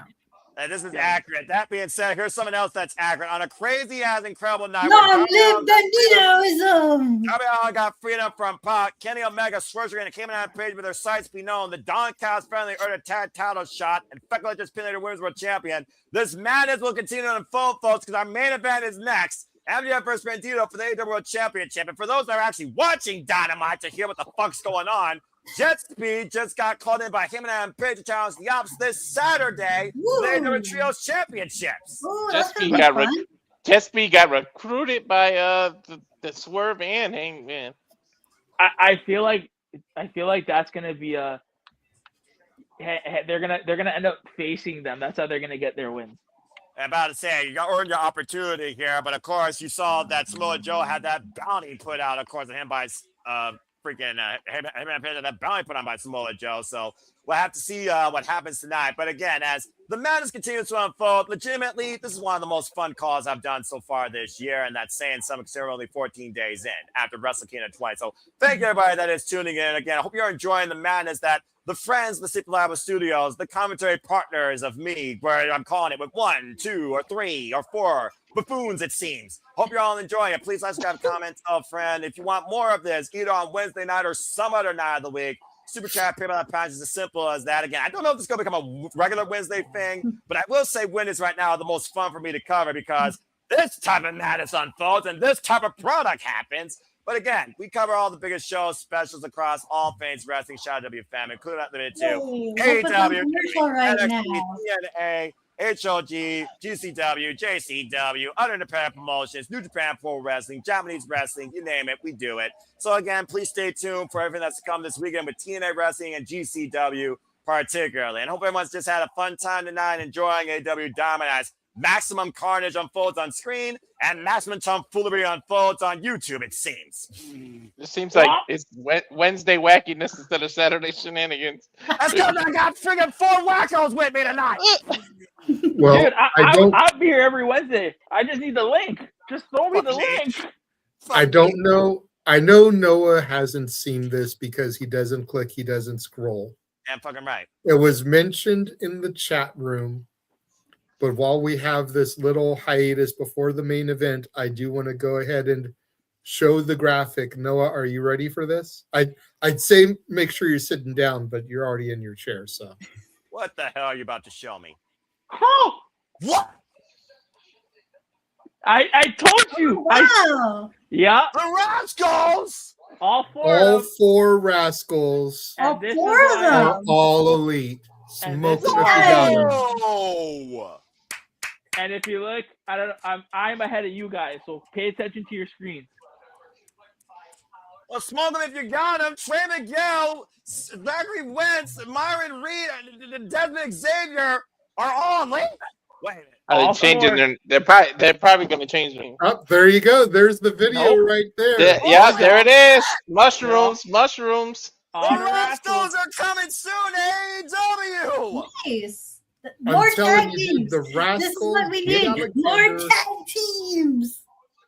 Get Alexander out of the Callis family. Put the Rascals, Alexander, Kevin Wow. Knight, Speedball all together. Yeah, and Call them this is the why. Impact players. And remember Ooh, how that's I a good just idea. remember how I just talked about Killer Kelly? Yes. Mm-hmm. Who is I Killer think you might be Kelly? on to- I Who's can't believe Killer I'm saying Kelly? this. I think you might be on to something, Nick. Who is Killer Kelly married to? Myron Reed, Reed. Young Goat.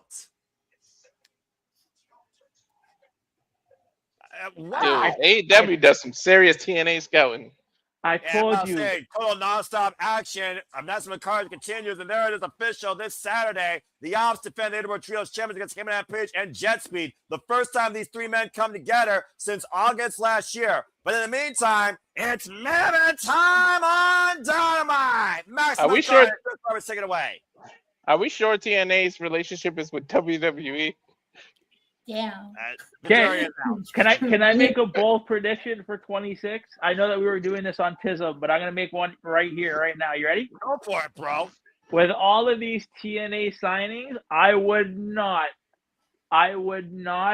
put it past Tony to again do a brand split, and then you're gonna have Danielson taking care of Dynamite, and you're gonna have what's his face? Don Callis? No, the Canadian promotion. Oh, Scott Moore. Moore. Got the more. Maple Leaf Pro Wrestling. Got the more. And you're gonna have Scott D'Amore running Collision. Well, you can only hope for that. But in the meantime, Nick, while you're trying to prophesize the future of the AEW product, let's see what happens tonight as Bandido, the most wanted, takes on MJF for the first time ever for the AEW World Championship. And of course, Bandido is also the second man ever to hold the Dynamite Diamond Ring and earn the opportunity for this title because of it. He's the only other man aside from him. Damn shit. That's Right? AEW's cooking right now. The fact that you signed the Rascals, you signed Jake Doyle. Again, I would not put it past Tony to sign Killer Kelly.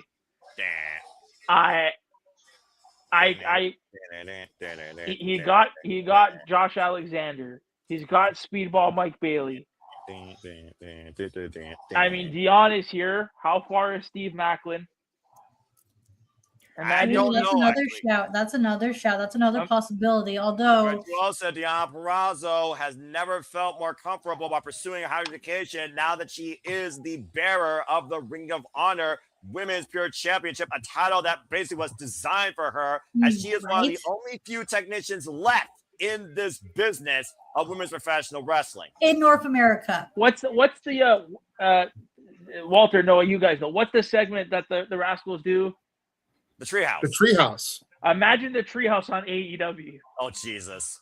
All right, well, let's go down to Maybe main better event. than the learning tree. All right, That's for let's focus sure. on the two men that matter here right now. And don't forget the Masha has legal issues. TNA might release her, and then guess what? What happens after that? Masha's already released. Although to be fair, like I know TNA has like a lot of releases, but AEW should not like to what you say all the time, Nick. They can't be signing so many, like keep signing all these like TNA releases, much like how they can't be signing all the WWE releases because they're going to have like a super massive bloated roster that's already bloated enough as is.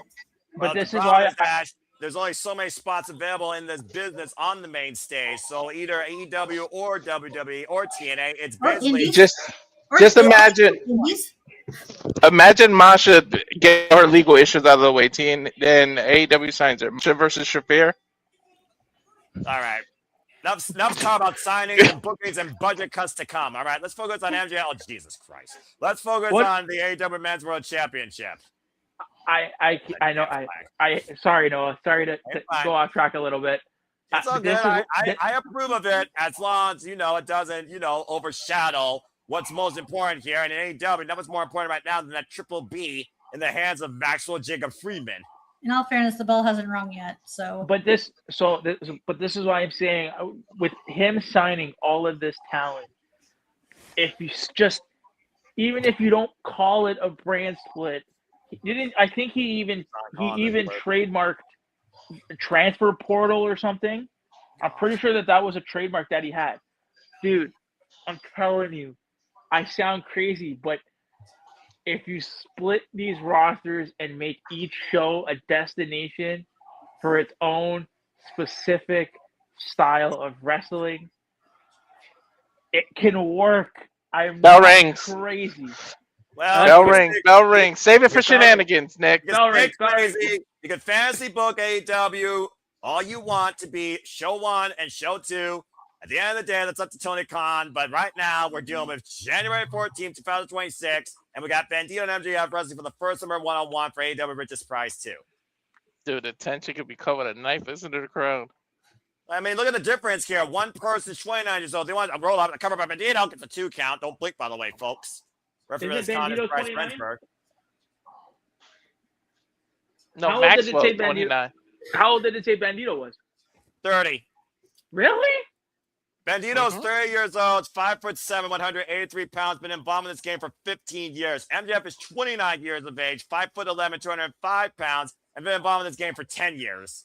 Yeah, remember in Mexico, in Mexico, you could start at 15. I know, but just looking at Bandido and he's 30, it's like, fuck, I let myself go. And, of course, we've been calling Bandido's run since last year, but, of course, he won the Ring of Our World Championship at Dynasty against Chris Jericho and going on to defend against the likes of Hechicero and Kenosuke Takeshita in 2 matches new candidates that you called yourself, Walter.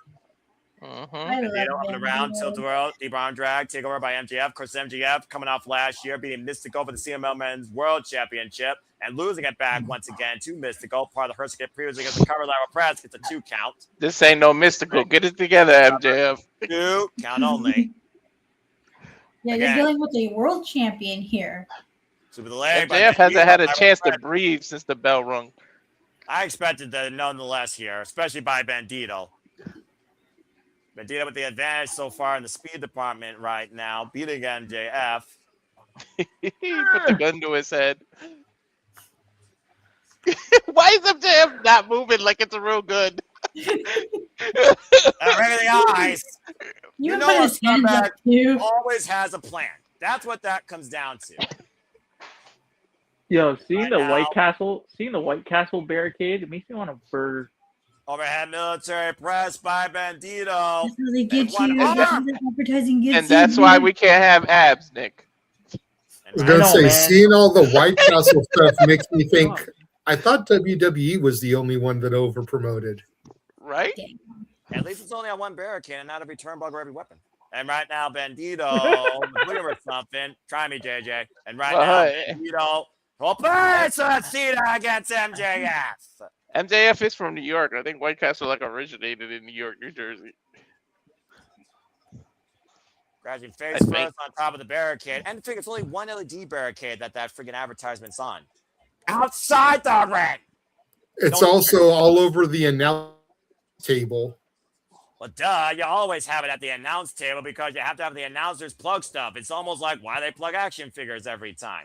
And right now, Bandido is trying to literally disengage MJF from his championship, going up to the top rope, and MJF rolls out of harm's way. Smart. And the irony, because Brian Danielson is freaking vegan and he promote White Castle.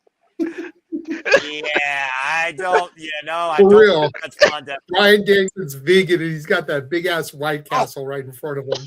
Hopefully Although it's they do have those impossible sliders. right now. We we're don't have not He's we so don't good. have White Castle in Canada, so Yeah, Yeah. that's true. We don't have one here in Winnipeg either. Y'all in Canada are weird. Anyway, double wrist lock right now by MJF. I mean, you're we not don't have that. it. What do you mean, man? Why are we weird? We don't have it. So, Y'all certain don't parts have of the Burger Joint. certain parts of Canada borderline New York, so it wouldn't be far for them. And pump handle by MJF right now. No, they Bandido. don't. Oh, man! Niagara Falls. Cover 2! No! That's Buffalo. You don't consider that New York. Damn. No, I don't even know how That's to cold blooded. I don't Right? even Buffalo. But that's We don't say cool. we don't say that's New York. We say it's Buffalo. True. They say that about New Rochelle too. Yeah, man. We don't. geography, not defined by the map, apparently. And neither is anatomy, according to MJF, when it comes to how many different ways you can wrench an arm out of What a did you ring. say, honey? Dude is doing the Macarena. When people say, okay, when you Yep. say, I know that it's Buffalo, New York, but when you say Bandido up the top. New Oh! York to, I mean, us here, we think like Manhattan, New York. We don't think Buffalo. Buffalo is just Buffalo. Buffalo is just Buffalo. Yeah. That sounds like a shirt. Seriously. Big elbow strike by Bandido to MJF as both these men at center. And Bandido, why the fuck are you doing the Macarena like a time like this? Big right hand, though, catching MJF. Maybe that actually caught him off guard. Irish whip. Everthrow attempted. MJF able to scout it, though. Irish whip, handspring. Boots up. MJF was looking Wait, for you that just shot. got to the Macarena? 2 count. Sorry? You Sidestep. just got to the Oh! Macarena, Noah? Oh, And pinpoint kick to left arm. That was a little while ago. Double underhook and MJF. Oh, shoulder breaker over the knee. And MJF obviously softening that arm for the Fujiwara. Saw the arm bar with a hard whip in the corner. Cover 2 count only. That game plan by MJF on full display here. Interesting.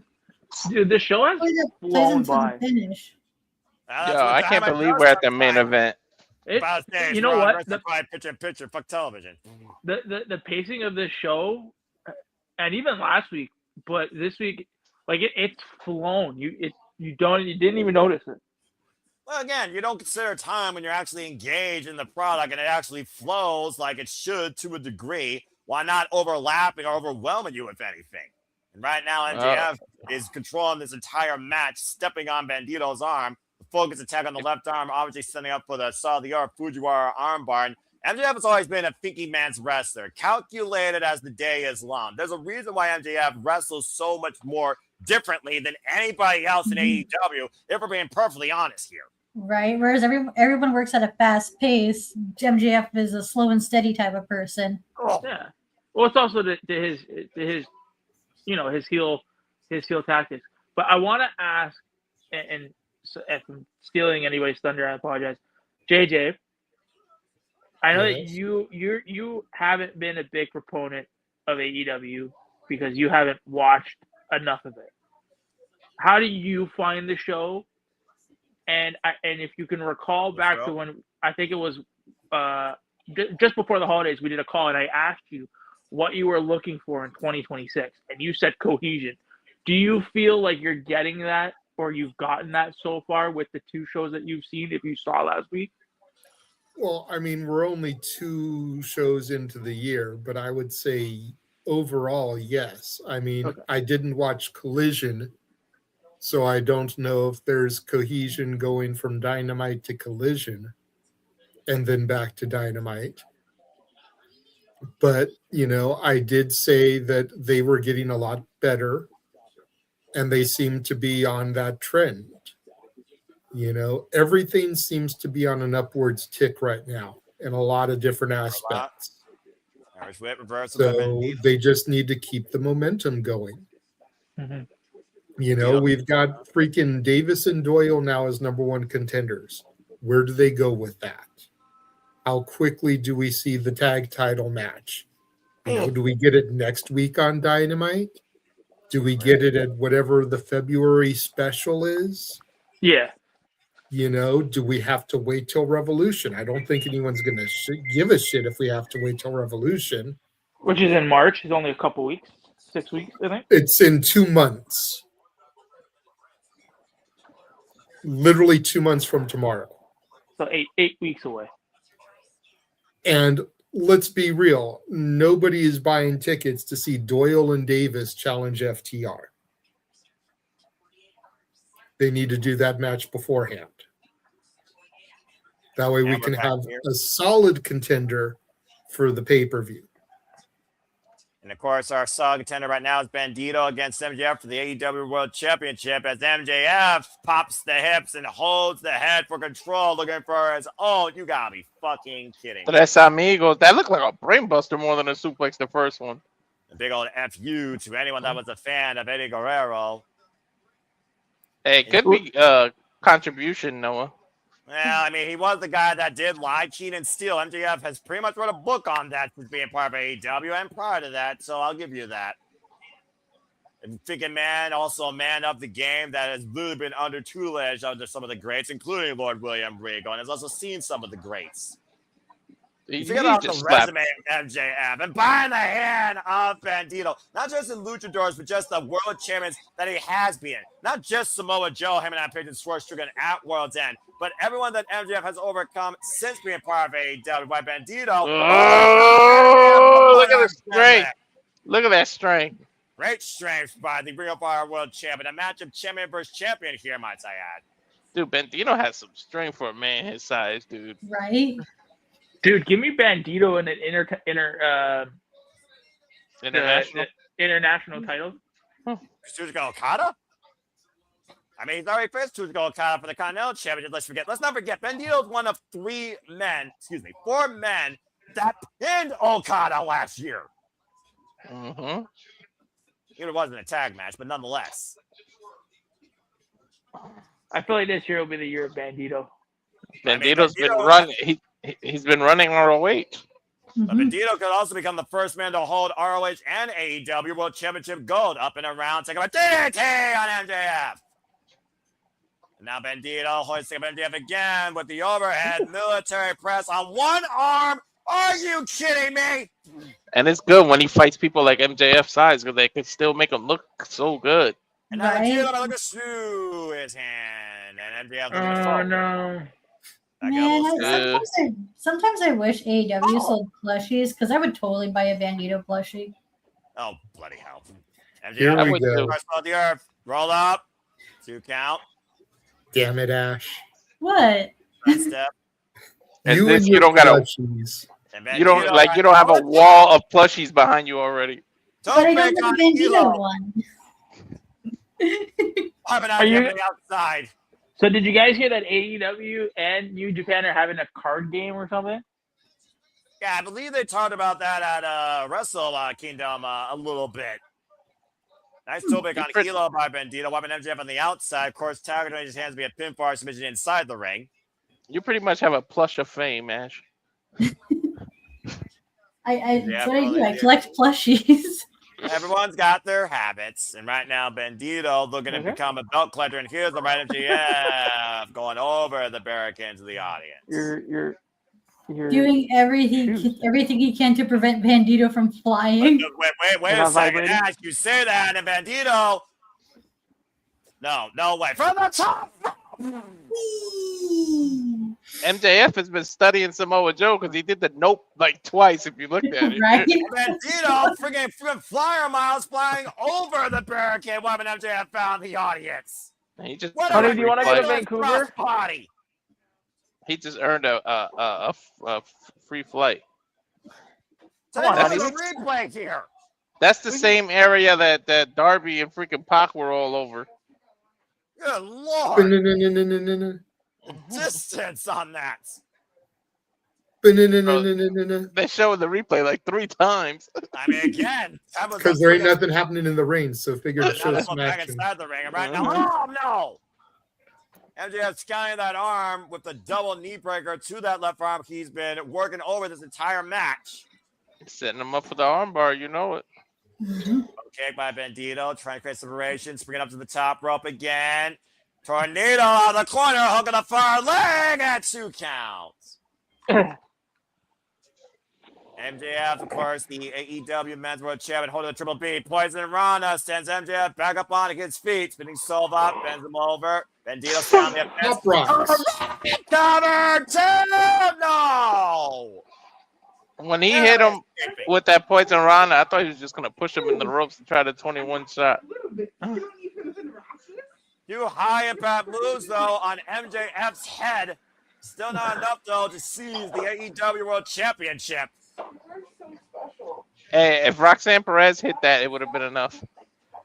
I mean, she's lost recently with Pop Rocks, to be fair, which is also a code red in its own right. But I do understand your point. It wins more matches than the Blue Thunder Bomb. That's I all. didn't say it this time. I didn't say it this time. Those are fighting words.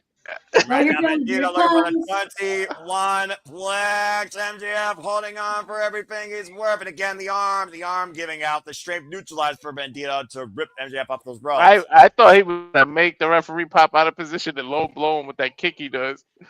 Looking for that man. Oh! Big boot to the jaw, Bandido. The Irish whip by MJF sends Bandido to the apron. And looking to maybe cook him up for that heat seeker implant DDT. The way he stole the title at World's End against Samoa Joe. Bandido would fend him off in a slingshot. Cover! Cover! 2 lateral press iron and a 2 counts. Didn't get full of the press though, but still, Bandido able to kick out with the right arm, the good arm.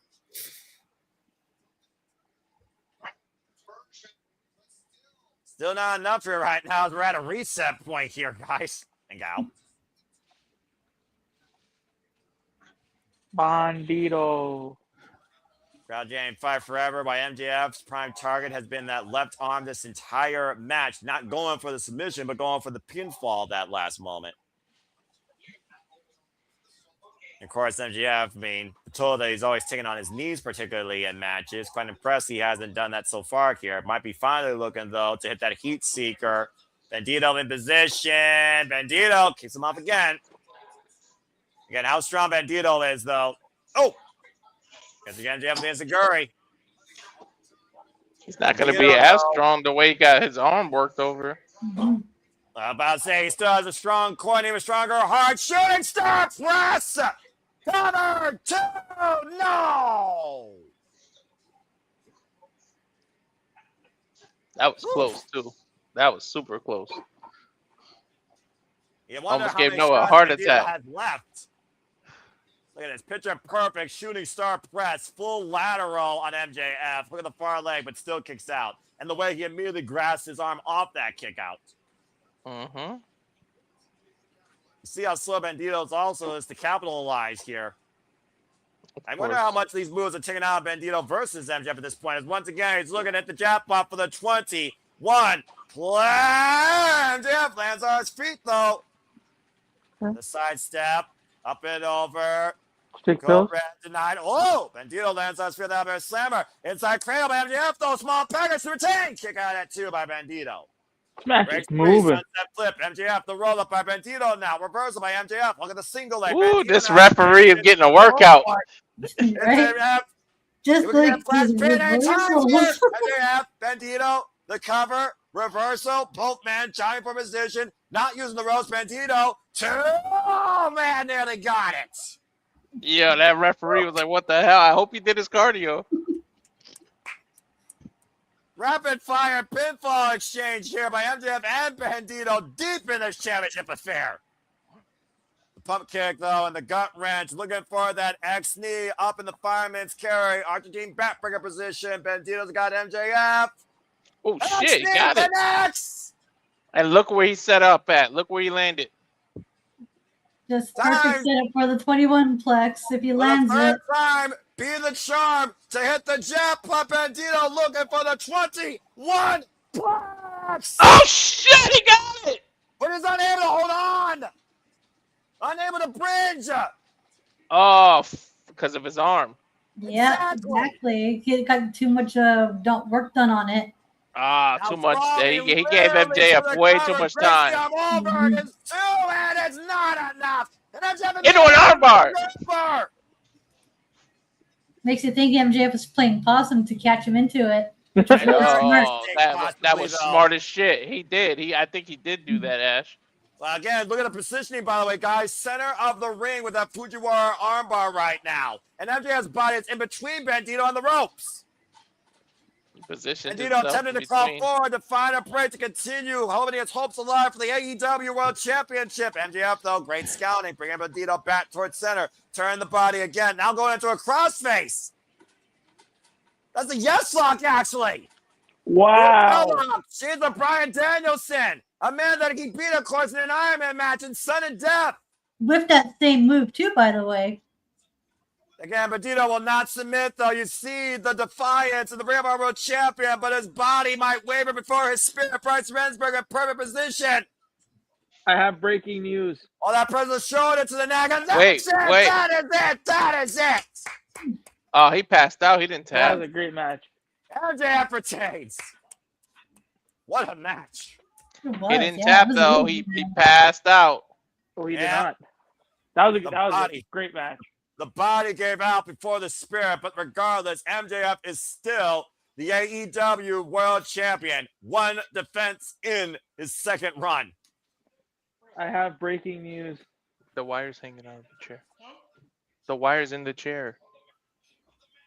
Apparently, according to the CMLL official Twitter page, both Mascara Dorada and Persephone have signed dual contracts to AEW.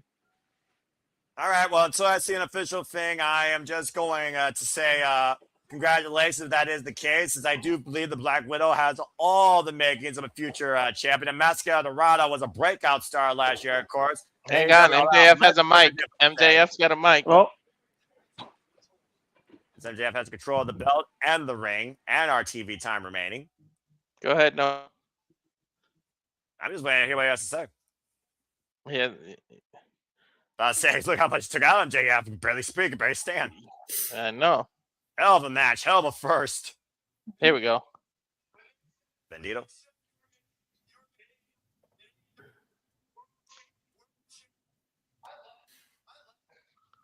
When they say we're going to be able to world champion, I laughed. But after wrestling you, it seems very apparent. They're right. I think he's a two-day world champion. MJF is giving him credit? And fair show of sportsmanship.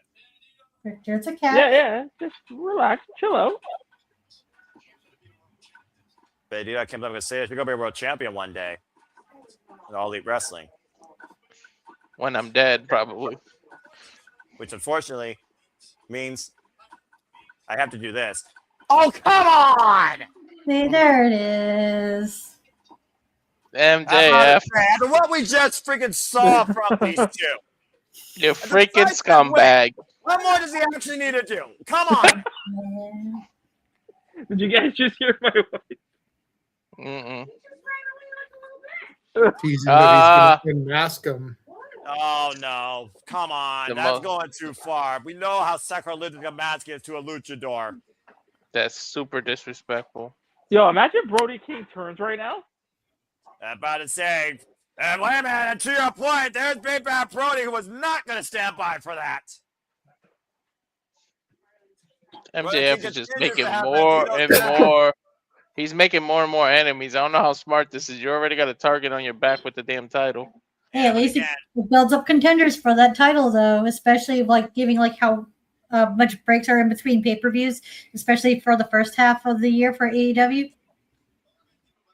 That's an incredible effort, though, by Bandido. Dude, this show was hooping. Bandido, This show Brothers Forever. fired. This fired on all cylinders, man. And Maximum Carnage continues forward this Saturday with Collision again. Andrade versus Angelico. We'll hear FTR now knowing who the number one contender challenges will be. Eddie Kingston and Ortiz will take on the Greens of the Young Veterans in tag team match. We'll see if they grit their teeth. And the Odds will defend the AEW Trios Championships against Heyman, Adam Page, and Jet Speed. Speedball Bailey and Kevin Knight. So much more to come as we leave you tonight from AEW Dynamite Maximum Carnage. Again, this is where the best may truly wrestle. But for now, we bid you a fine adieu for covering tonight AEW. It's been an absolute joy as always for the entire gaggle of fools that I'm honored to always be with. For regular Jared Williams, for Ash, for Nick, for Walter, for Miss Ferrantes, for all of you in the chat. I'm the Seminole Fox, remind you as always, make a pause and pass in life. Have a good night. Walter, cut the fucking feed. We'll see you tomorrow night for TNA on AMC. Man, what a show. So Andrade's re-debut Saturday. Si, senor, si. Damn good Dynamite.